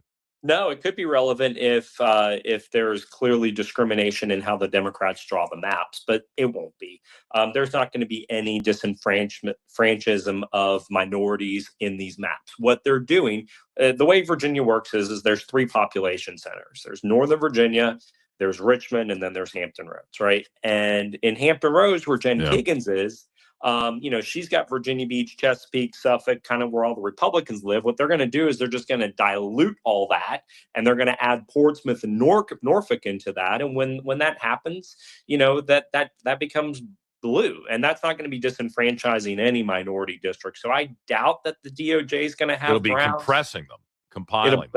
That's right. I don't think that that's going to violate any kind of Voter Rights Act laws for the DOJ to be able to get into. And you got to remember this: it is legal to gerrymander in the Constitution, so it's okay to gerrymander for political purposes.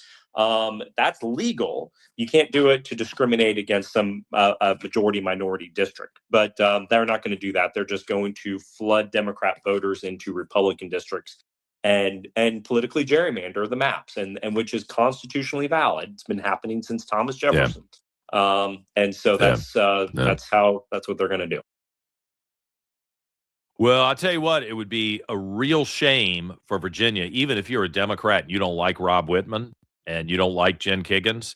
It would be a real shame to lose Rob Whitman in Congress, given his status on armed services as the vice chair of the committee, because when Virginia needs to have projects sent to our military posts and bases and the naval shipyard and all of the airstrips around Virginia and all of the contractors who work on these military contracts, guess who's making sure Virginia doesn't get shafted and watch them go to Connecticut, Texas, Florida, Rhode Island with the submarines? I mean, Seattle, we would be making a huge mistake for Virginia to lose that kind of influence in the Congress. Even if you hate every other vote that Rob Whitman makes, that would be a big mistake.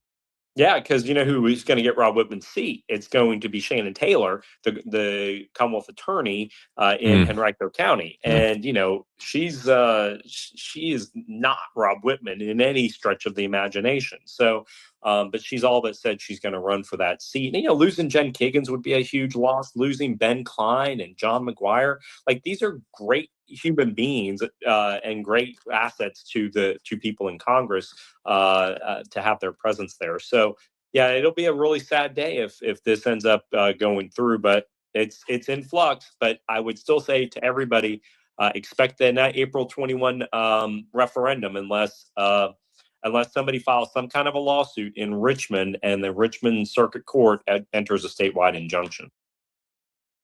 So prepare to vote. If you're a Virginia Republican and you want to survive, this is probably the most important vote you can have coming up on April 21st if it happens. No excuses. And the ballot question's insane. It's like, do you want to restore fairness to elections? Yes or no? And it's like, what are you talking about? Like, no judge has said or court has found that the boundaries are unfair as they are. So they're saying fairness. And of course, people are, low propensity, uninformed voters are going to restore fairness. But what they're going to do is I'm for fairness. Yeah. So bogus. Fairness so if you want to steal an election. Sure. Yeah. Yeah. All right. I don't want to lose all of our time without bringing up another thing that kind of outraged me. And, the Democrats talked so much about affordability last year, but then there's legislation that would use state money or local money to pay for the houses of government employees. That can't be right. Yeah, no, that's a Fairfax public school issue. There's a $3 billion budget up there. Dan Helmer's championing it. Of course, his wife is a school teacher, so that materially benefits them. But yeah, it's going to reappropriate public dollars to give people unlimited ability to use to get grants to buy property. It's bizarre. Like, you watch Scott Servell, who's a pretty smart guy. He's a senator, and I don't agree with his politics, but he's a smart guy. And, they want to bring a casino to Vienna because Fairfax is so negative in their budget because they brought in collective bargaining and all their budgets messed up because of it. And so Fairfax seems to be in distress right now. And now they're talking about finding ways to just give away taxpayer dollars in some kind of unlimited and uncontrolled format. Yeah, and how unfair to the private sector employees that they claim to care so much about. I mean, it's going to be soon that the only job you're going to want to get, if you're lazy or if you just want a lot of money and a lot of benefits, is a government job. Because working for the private sector, you can be fired if you don't show up for work or if you got a bad attitude. If you go into the government, it's probably less than 50-50 that they'll get rid of you, or at least it'll take them a long time to get rid of you. And that's just going to grow government. That's why they're trying to tax your Amazon delivery and your Uber Eats, because they want to substantially grow government. I bet you that our biannual budget in 2 years from now, I'm going to take this podcast and hold it. I'm going to predict we'll have $100 billion budget in 2 years if the Democrats keep this up. Yeah. And that will not help anybody with affordability. All the working class folks, that does not help. No. It's only affordable if you don't work and you don't pay taxes, because that's who's getting rewarded by all this. Yeah. Well, there you go. Democrats. Tim Anderson, the former delegate from Virginia Beach, who is tracking this. I hope you'll follow him on Facebook and on X, because he is keeping an eye on what's moving through the General Assembly, and I think shoots pretty straight about what's good, what's bad, and what has a chance of moving through. Thanks, Tim. Take care. Okay. We're back with more in just a moment after a quick break on the Reid Revolution.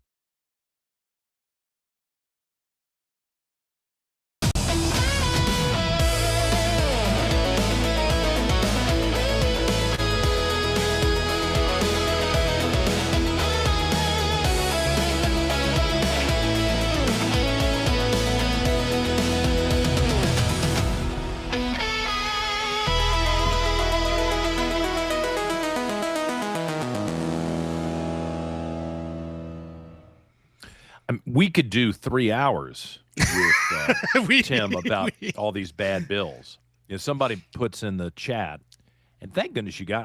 I was not paying attention to the chat. These people, some of these people are really nasty and mean and gross. So good for getting rid of them. Today was the only day that it's really gotten to be a substantive issue. Kind of out of nowhere, look, it's like, whoa, what's happened to the chat? It's fine if you disagree. It's fine if you disagrry. I'm fine with that.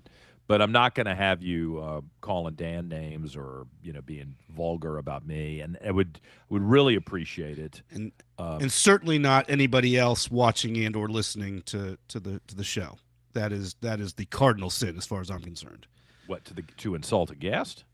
Well, to insult one of the members of the listening / viewing podcast family here. Right? We have to come up with a new name for them now that we're not on just radio anymore. They can't just be the listening family.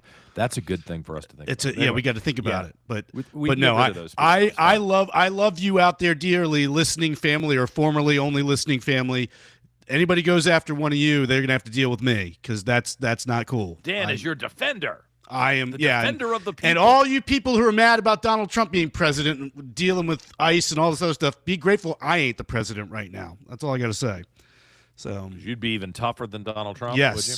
Yes. You'd be even tougher. I would because I don't care about being impeached or anything else. I care about the Constitution and I care about doing what's right, and I believe that I would be doing what is right by everybody involved. So I got a bite. What would you do? Yeah. Well, I think I told you the other day. Doing something that you would do. What would you do?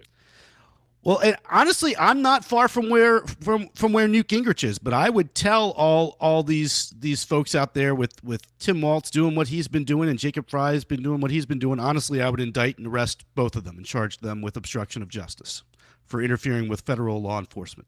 Period. Say, you might get off, but you're going to have to deal with all this. I'm not putting up with this. And to be clear, though, Dan, and I do think this is, remember, Dan's a lawyer or, went to William and Mary Law School, graduated from William and Mary Law School. So it's not, he's not just running his mouth. Let me ask you, your premise that they're interfering and obstructing justice, what'd you say? What would the charges be? Well, I would say obstructing justice or interfering with an act of law enforcement is not just their language; it's their role. They're inciting. They're inciting these folks. They're inciting this violence, and they're actively encouraging people to interfere. Disobey the law. And and I might give them a stern warning. I might say, hey, you guys got 24 hours to change your tune. If this continues any further, I will have you arrested and I will charge you with this. Mm-hmm. We will do that. It's interesting. All these people talk about taking the oath of office and, I will protect and preserve the Constitution of the United States and the laws. And that's not just blah, blah, blah. You may be in a situation where you have to take action to preserve or execute on something that you don't personally like. If it is lawfully passed and you have others around you who are in a legal position where they have the authority to make the decisions they make. It's one reason I have no respect for the Vendemans. I think they are really bad actors who somehow weaseled their way into senior positions, and I wonder how that happened. All the people in the military, how do two brothers wind up? And are they from Ukraine? What's their background or something? I mean, are they actually, were they born in the United States? Or they just anyway? I should know the answer to that, but no one. They just gave them a pass, and so whichever one of them it was that was listening in as a staff person to Donald Trump's call to Putin and then decides, oh, I'm what, a junior staffer in the military, and I'm going to override the opinion. I mean, if you don't like it, then quit. You are not the president of the United States. And I would say the same thing to a governor. If there are federal laws that you don't approve of, you are certainly welcome to say you don't approve of them, but you don't get to personally stop that. We would agree, right, about the Southern Democrat governors. I remind everybody who's Democrat governors during the Civil Rights Movement who refused to enforce the laws of the United States and desegregation and integration. And everybody watches these little movies at the Civil Rights Museum and, oh my God, this is terrible. But then when something similar, at least in a legal sense, happens right in front of their face, oh, well, this time it's okay. Why? Again, we can't have a stable, civilized society if the decisions we're making are only based on your emotions and your personal feelings. We just can't. Yeah. It's a maturity that's been lost in the society. Well, and that's one thing. The other thing, I think I've told you, I would issue whatever executive order I would have to do to say absolutely no more handouts going to anybody who is a foreign migrant. I know they're not supposed to go to them anyway, but obviously there's something slipping through the cracks. No handouts going to foreign migrants. I would assure the foreign-based community or whatever else, we are targeting people who have committed crimes by objective measure, murderers, rapists, thieves, etc. I'm not interested in ma and pa shopkeeper who are here peacefully and who are supporting themselves. Well, see, I disagree with that. Yeah, and you I might disagree with that. And I think Newt Gingrich is wrong. Yeah. Listen, you may be a super nice. I'm not judging you about whether you're a super nice person. I'm not judging you about whether you cut the lawn really nicely or whether you do good work or you may go to church. I mean, you may be a wonderful person, but you got to obey the law. And everybody's been on notice for a total decade, if not more, but for a decade, that you need to get your paperwork in order. And I've told people who I've known who are here illegally, like, you need to get your paperwork in. Here's the name of an attorney who's a big Democrat who I know and like, even though we disagree on everything. Call this person. It's going to cost you some money, but they might be able to help you get your paperwork in order. But you are going to leave the country soon, and it may be ugly, and I would get your paperwork in order. That's not wrong. And I think we're really making a mistake culturally when we have these exceptions. Like, oh, well, that's a nice person. They do a good job. They make nice cakes downtown, so we're going to give you an exception. You don't have to obey the law. At some point, that mindset, that's why we're in this mess, is that we have said, oh, well, you know what, we need to have people who will cut the lawn, and we can pay them $7 an hour instead of $12 an hour, and that works out great for everybody. They want their $7. Respectfully, I'd say that the problem there is government overreach and regulation. That's really the big bad here. Is the welfare state, the minimum and wage regulation? That all of these things that have put employers and the like in a situation where they're looking for. I'd prosecute the employers. Yeah, and but I'd obviously get rid of all of that. That's not an overnight change, but it needs to happen as far as I'm concerned to restore us to constitutional soundness. But I would also emphasize, if I were president, and we'll play the. Hail to the chief, and then do or Jerry's Air Force One. Oh, that's right, Air Force One. That's exactly what was playing when Donald Trump announced that he'd been elected president in 2016. They played the Goldsmith Air Force One music, and I was in hog heaven. I was just loving it. But that was one of the happiest moments of my life, But but yeah, but I would tell these folks, while I'm not after criminals, if you are taking handouts, if you are accepting money that I've now said is unequivocally illegal, you have made yourself a criminal, and you are subject to these deportation prospect. So yeah, it's, and then the other thing, and this is the big one, John. And the Democrats would try this. to prevent you from investigating. Of course, Virginia, because they are dishonestly seeking votes from people who are dependent on their crumbs that they're giving out to people through this sort of forced dependence. Because that's always what it's about with these leftists. It's not really about, oh, we're here to help people. No, you're not. You're just trying to buy their votes and scare them into supporting you for fear of what would happen to them if they don't. But I would absolutely ban immigration from Muslim-based countries. Oh, well, there's. Oh my God, how could you do this? How could you do this? It was like, well, one, I'm going to be quite candid. Yes, freedom of religion, free exercise of religion. Islam is not for the free exercise of religion, is it? And the leaders of Islam do not preach the free exercise of religion, do they? And if we were talking in World War II era terms, and we said, oh, well, should we let Nazis or people from Nazi Germany into the country right now? Everybody's, oh my gosh, no, of course not. That, we're at war with Germany. These people could be spying on us. So we could be ruining our national security. I'd say, exactly, bingo. This is exactly why we shouldn't be inviting anybody. They might be wonderful people, but we can't take the risk right now that these are people who do not mean to harm us. This is the reality of the situation. Most Americans do not recognize that there's any threat from radical Islam.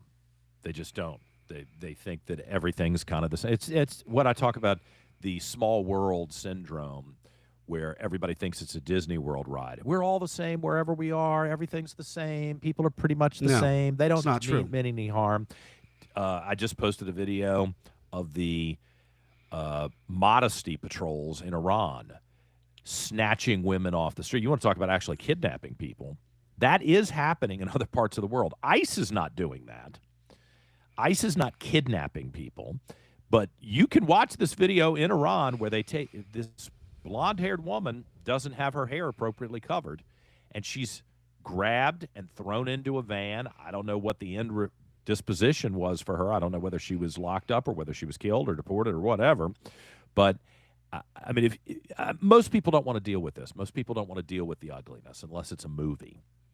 There's a lot of bad stuff happening around the world, much of it in radical Islamic countries under radical Islam. And the problem is you can have, like here in Henrico, I have a lot of friends who are Muslim. I've supported some of these people politically.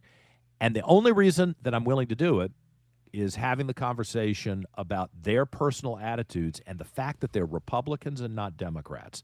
Because I think that the Muslims who join the Democrat Party begin with the premise that America is a bad place, as most Democrats do. Most Democrats, I think, the premise is we've got to fix this screwed up country.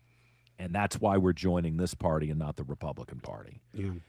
And they've got an axe to grind. Whereas most people, Christian, Jew, or Muslim, who join the Republican Party are very relieved and happy to be in America, and they want to make things better. And it may seem like there's a nuance here, that it's a small difference. It's a pretty big difference, and it's been obvious to me only because I've traveled around the world and I've seen this up close. I'm like, wow. I'm not sure that I would have detected this until I saw what was happening in other countries. And, I have a lot of Muslim friends who are gay. Now, you want to talk about a real dilemma. They've been raised as Muslims, many of them in Muslim countries. But they know if you get them talking, I was going to say if you get them drinking, some of them drink anyway. That's a problem too, right? And but you get them talking while they're in London about their country, less so about their faith. They're very sensitive about that, but they kind of acknowledge my life. I mean, my life is in danger if I don't behave a certain way. If they can acknowledge that, then we need to sober up here, and everybody needs to shoot straight with each other. But that's another show for another time, Dan. Since it's already we're 2 hours plus into this. Okay. Well, Denise just put up a comment about Muslims being a quiet army building their base and no one is paying attention. I promise you, Denise, I'm paying attention. But yeah, this is the thing. And already in this country, don't we have these pockets now of communities where even in America, I think in the Rust Belt, there are places in states like Michigan or Minnesota where it's like, all right, it's just self-policed by the Muslims now. Well, this is why when I was running for lieutenant governor, I asked the question about Sharia law and said, shouldn't Ghazala Hashmi answer the question about how she will deal with the push to make Sharia law supreme over American law, pass through the legislature, let the religious component supersede. And I do think there are a lot of politicians, both non-Muslim and Muslim, who would say, yeah, what difference does it make? Let them have their own little community. Let them have their own neighborhood judges and courts. They can deal with this as they see fit. The problem is, excuse me, once you go down that road, I don't think it's going to stay there. I think it's actually going to spread, and it's going to become an encroachment on the rest of the people in the community. And as you start to elect more and more people like Ghazala Hashmi into office, how do you delineate that? I mean, it would take a lot of discipline if not to cater to your core base, especially when we know much of her money came from the same radical Islamists who supported Mamdani in New York. I mean, I know she seems like she's like this benign little poetry lady, but I don't think that's the case.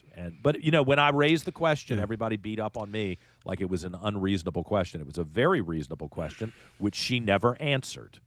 And you should be, I'm not going to say you should be alarmed, but you should ask the question and ask for an explanation and be concerned about it. I think it's a very fair thing. Well, it's like if I was an evangelical preacher, I have no doubt people would be asking me as an evangelical preacher, you have some opinions that don't align with the law. What if the legislature passes something that allows abortion, but you're against abortion? What will you do? That's a legitimate question to ask. But they don't have any problem asking it of a Pat Robertson or a Jerry Falwell or a strongly, overtly Christian leader. But then somehow we're all supposed to say, oh, no, that's not acceptable to ask that question of anybody else of any other faith. No, we're going to ask the question, and you can say whatever you want. I think we should listen to what the answer is and be maybe skeptical.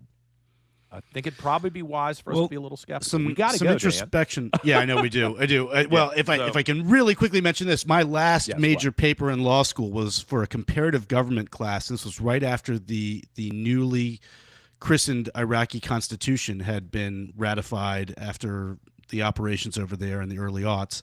And so I compared the constitution of our country with the quote-unquote axis of evil constitutions, such as they were, and then the newly christened Iraqi constitution.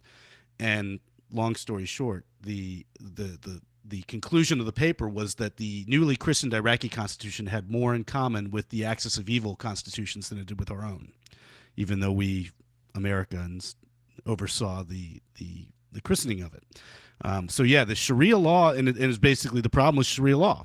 The first page of the Iraqi constitution, all sorts of lip service to the freedoms that you might see in the U.S. Constitution, but then from page 2 on is, and we will be a nation under Sharia law. Well, there went that. It's worth a real conversation. Yeah, and I think it's not just a hypothetical now. With some of the leaders who were being elected, I think we are setting the stage for a huge problem down the road, and I don't know. We should be sober and honest about this with each other, minimally to start. I mean, before you hit the alarm and you freak out, at least acknowledge there is the potential for a problem and address it, talk through it. I'm concerned. And I don't, unlike a lot of people who comment on this, I've actually lived in the Middle East and I've seen this up close, and I know firsthand how bad it can get. And so you'll just have to forgive me for being that informed and raising that concern, because this is my state, this is my hometown, this is my country. I was born here. I actually am going to assert some sort of standing to make these comments. And if you don't like it, that's your problem. It is not my problem for bringing it up. It's your problem for having for not being willing to discuss it or overreacting to a legitimate concern. And with that having been said, we'll find out what happens with these statues in Capitol Square. I hear that's being dealt with today, at least legislatively. I don't think they're going to tear them down this weekend. Maybe. I mean, they act pretty quick. These American Taliban Democrats act pretty quickly, so we'll find out about that. I'll talk about that on Monday. We'll check on the Melania movie, and I'll report back as to whether that's any good. And then we'll see what else happens at the General Assembly and in the news. Have a great weekend, Producer Dan. Yeah, you too, John. Who's with us. Give us a thumbs up, follow us, give us a like. We'll be back with the Reid Revolution on Monday morning. Have a wonderful weekend.